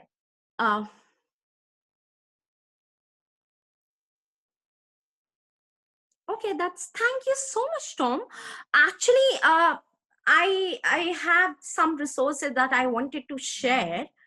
So there are some movies that you people can, you all can see and understand, because they are, let's say, they are from some particular movies from Africa, some particular movies from other regions, some particular movies from India. So we can have that kind of resources, we can have that kind of resource and share it with, each other. And you people can also add your perspectives, you can also add your resources.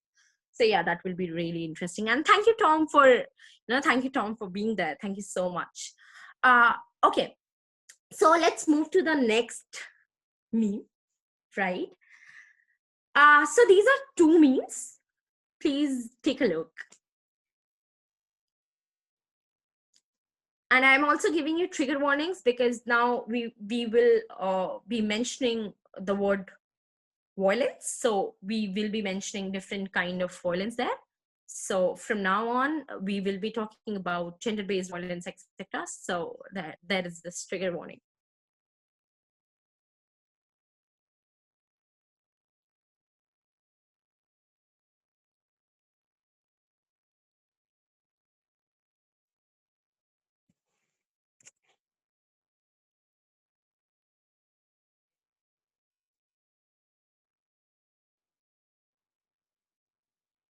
Okay, sure, I'll do that. So basically, first one is one sketch cartoon kind of thing, comic kind of thing, where this little guy is saying to his father that, Dad, Lizzie is teasing me, right? So his father says, without even looking at him, that hit her.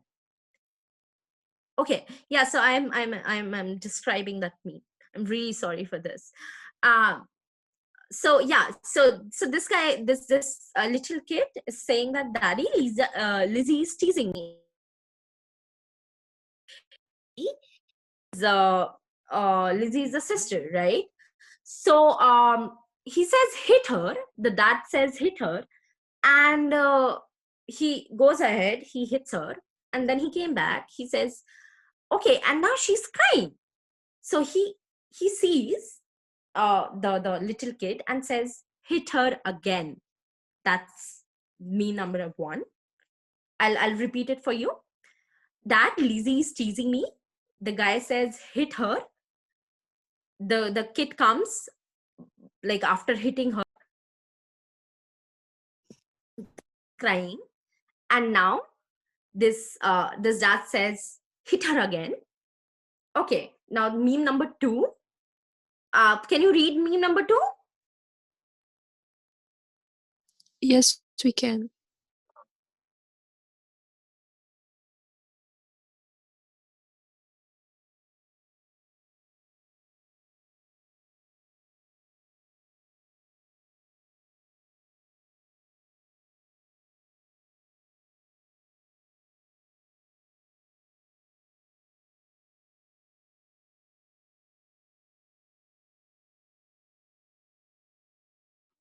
Bharti, I'm here again reminding of the time.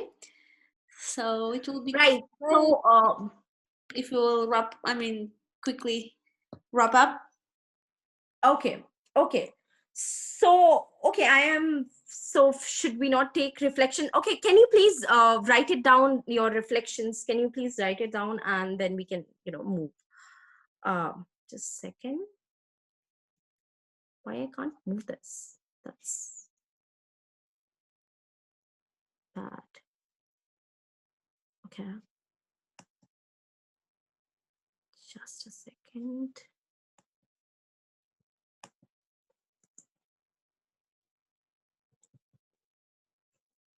Okay.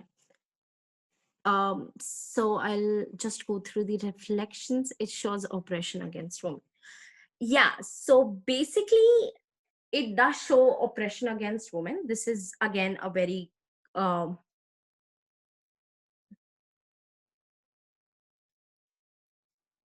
as my opinion, that I have never faced with any.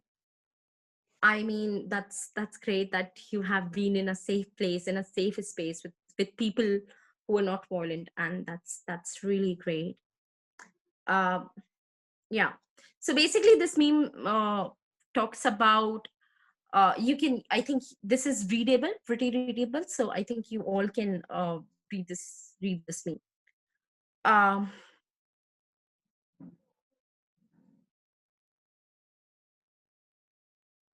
Yeah, Hosai, that's a very important reflection. Yeah, and we'll talk about this soon, like really soon. So I think you all have, just a second, have you read this meme? This is the second one. It would be great if you can just say yes or something like. Okay, great.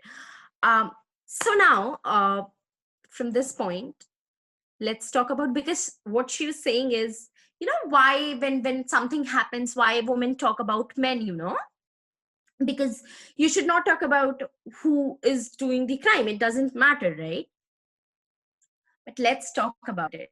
That just we'll briefly look at it, how it matters. Now, what is gender-based? Right, exactly, Khatira, exactly. So what is gender-based violence? When we say gender-based violence, we generally interchangeably use this word with violence against women. But gender-based violence has violence against women, and it has violence against other people, like, on the basis of their gender. So for example, the people who don't have or who don't identify as the dominant gender, for example, non-binary people, for example, queer people, it is about that also, and in that sense, it is also about how, men face violence because they are men. But for now, we will be talking about violence against women, and we are not touching the other, other points. So it consists of physical violence, sexual violence, psychological violence. So violence is not just physical. So that's myth number one, which we generally believe, that violence is physical. So it's not just physical. So from hitting someone to raping someone to sexually harassing someone, or to becoming just mentally abusing someone and shaming someone, is also considered as gender-based violence, right? Is also considered as violence against, here violence against women, because that person is not getting affected, or that person is being, is facing that, is suffering from that violence because she's a woman, not because she's a person. So that's the basic difference that we have to, we have to make while talking about violence against women. And when people generally say that, don't talk about this because it's by you should not be concerned about the gender of the criminal, let's say. But then that's why we should be concerned, because patriarchy, right? So it facilitates that violence against women. So what's the context that we are talking about? We are, as 16 days of activism is going on. You have, Human Rights Day on 10th December. But there is this very important shift, which was there in 2018, I think. It was about, so when this started, when 16 days of activism started, it was about awareing people, spreading awareness, etc., right? Spreading awareness and making this violation, making gender-based violence, making violence against women as human right violation.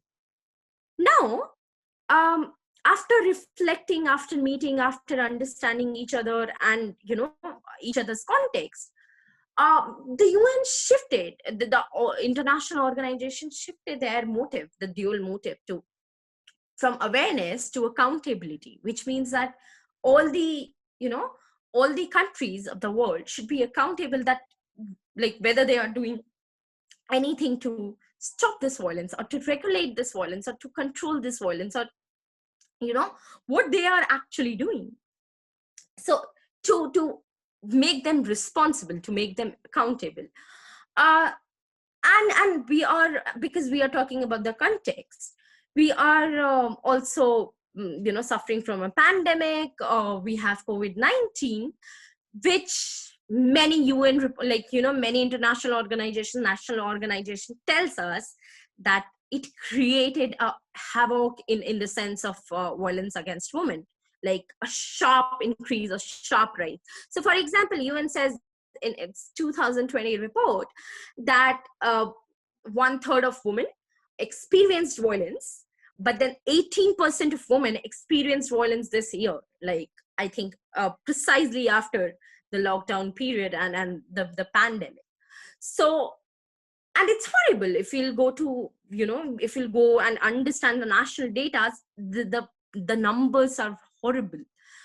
Also, there is this very important concern, and we are understanding that it'll reverse our struggles, it'll reverse our developments, because millions of women are going to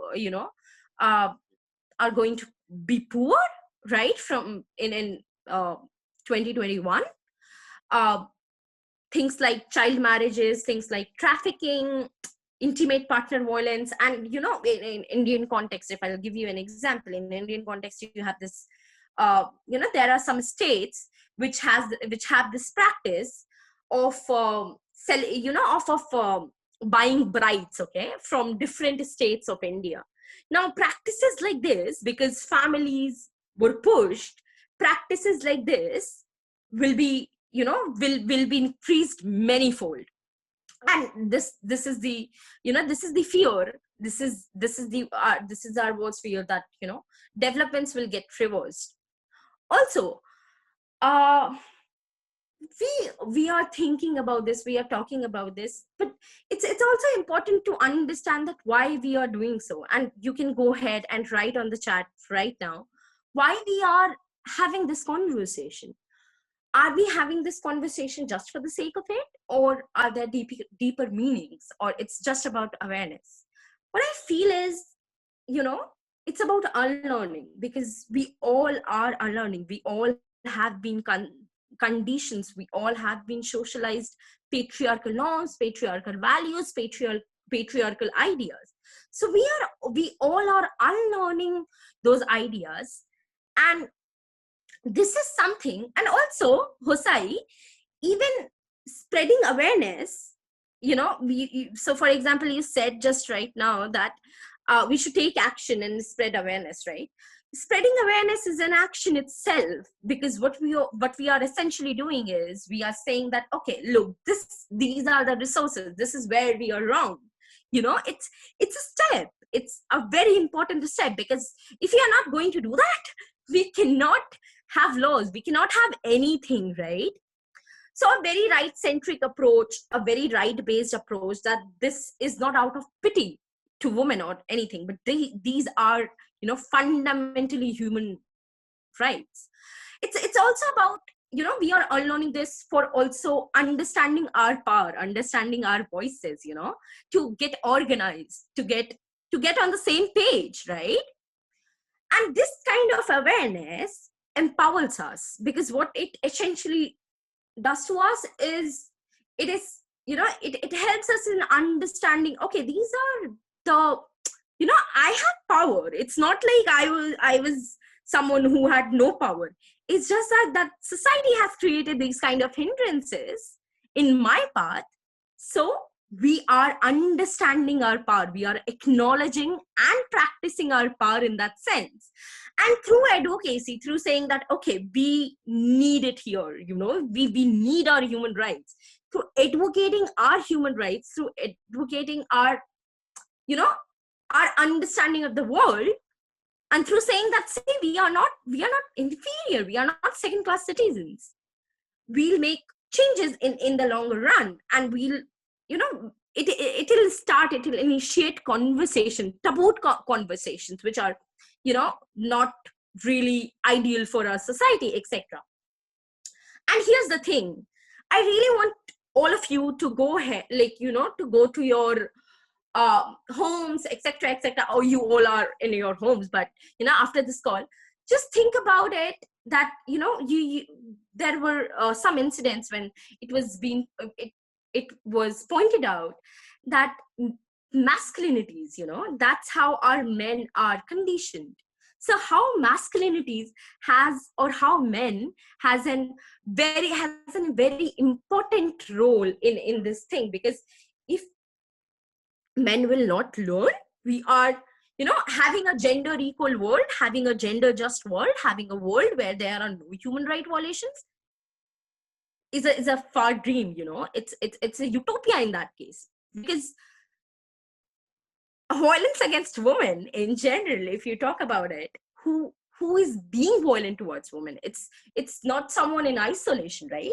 It's not a meteoroid which is coming from space, right? It's by human beings, which are generally men. So here we are not saying, like, in that sense, we are just saying that victim blaming or survivor blame, like, survivor blaming and making us feel ashamed about things. Instead of doing that, let's educate men. Let's make men understand, and let's break their socialization hierarchies, and let's break their understandings that, they are not gods, or they are not, they are not the superior beings by any means. Because when that will happen, they'll start, initiating, and they'll start participating in this thing. Because now what generally happens is, people think in general that these are women issues, right? But these are not just women issues, these are human rights issues, right? Because this entire burden that, you are a man, so you will have to be strong, you'll have to be, and strength also in terms of, men don't cry, or in terms of you are the breadwinner. So for example, let's say a partner wants to be house husband. How will that sound, right? But having a housewife is fine, having someone who's a homemaker is fine, right? So we'll also have to think about, consider, and reflect on our own ideas of men, own ideas of masculinities in that sense, in the broadest sense. And because we had so much not negative, but we have so much burning conversations, so much conversations about violence, about what's there, what's negative.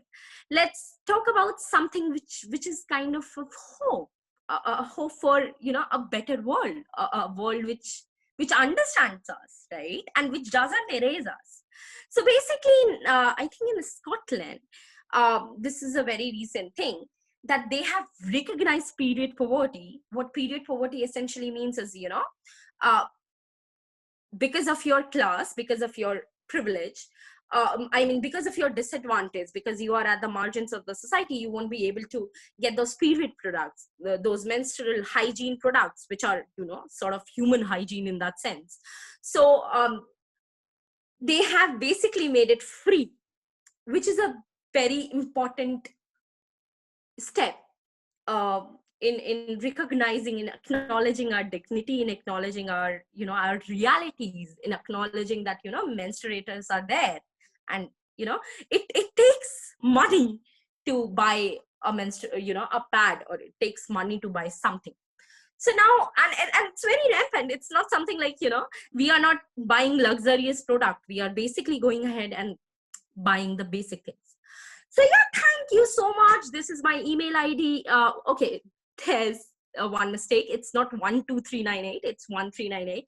So this is my email ID, and this is my mobile number. If you want to, personally contact me, if you want to have conversations, have reflections, I am like totally up for it. And thank you so much. Yeah, so now you can go ahead, Sweto. I'm really sorry for taking so much time. Sure. Oh my God, I'm speechless. Thank you so much for such an amazing facilitation of this webinar. I really enjoyed it, and I'm sure our participants enjoyed it even more. I could see this by their active participation. And thank you so much, everyone, for joining us today. I hope you learned something from this webinar, and And yeah, so I'm really glad that, so let me know what you think, let me know your feedback, and then we'll do more of these kind of events, because so far our events were mostly we had speakers and it was like a panelist that would speak and then Q&A at the end. So this format was a bit different, so it was like interactive. So I feel like this approach was very, I mean, I'm both are good, but this one was very like, I felt like I'm offline, right? I'm in an offline classroom or like not online. So there was more, yeah. So yeah, thank you so much everyone for joining, and thank you Bharti for your time. We really appreciate it, and we really learned a lot. Thank you so much. Yeah, thank you so much for having me, and it was a wonderful session. Thank you, Hosai, for saying that. Like, thank you, everyone. It's like, it means a lot, and you know, just being there, having conversations is my thing. So yeah, thank you so much for having me. Have a great night. Take care, and think about it. Have a great so, night, yeah. everyone. Bye bye. Thank you so much. Thank you, Thank Sharifa. you. Thank you, Bye-bye. everyone. Thank you so much. Thank you. Bye. Take care. Good night. Bye.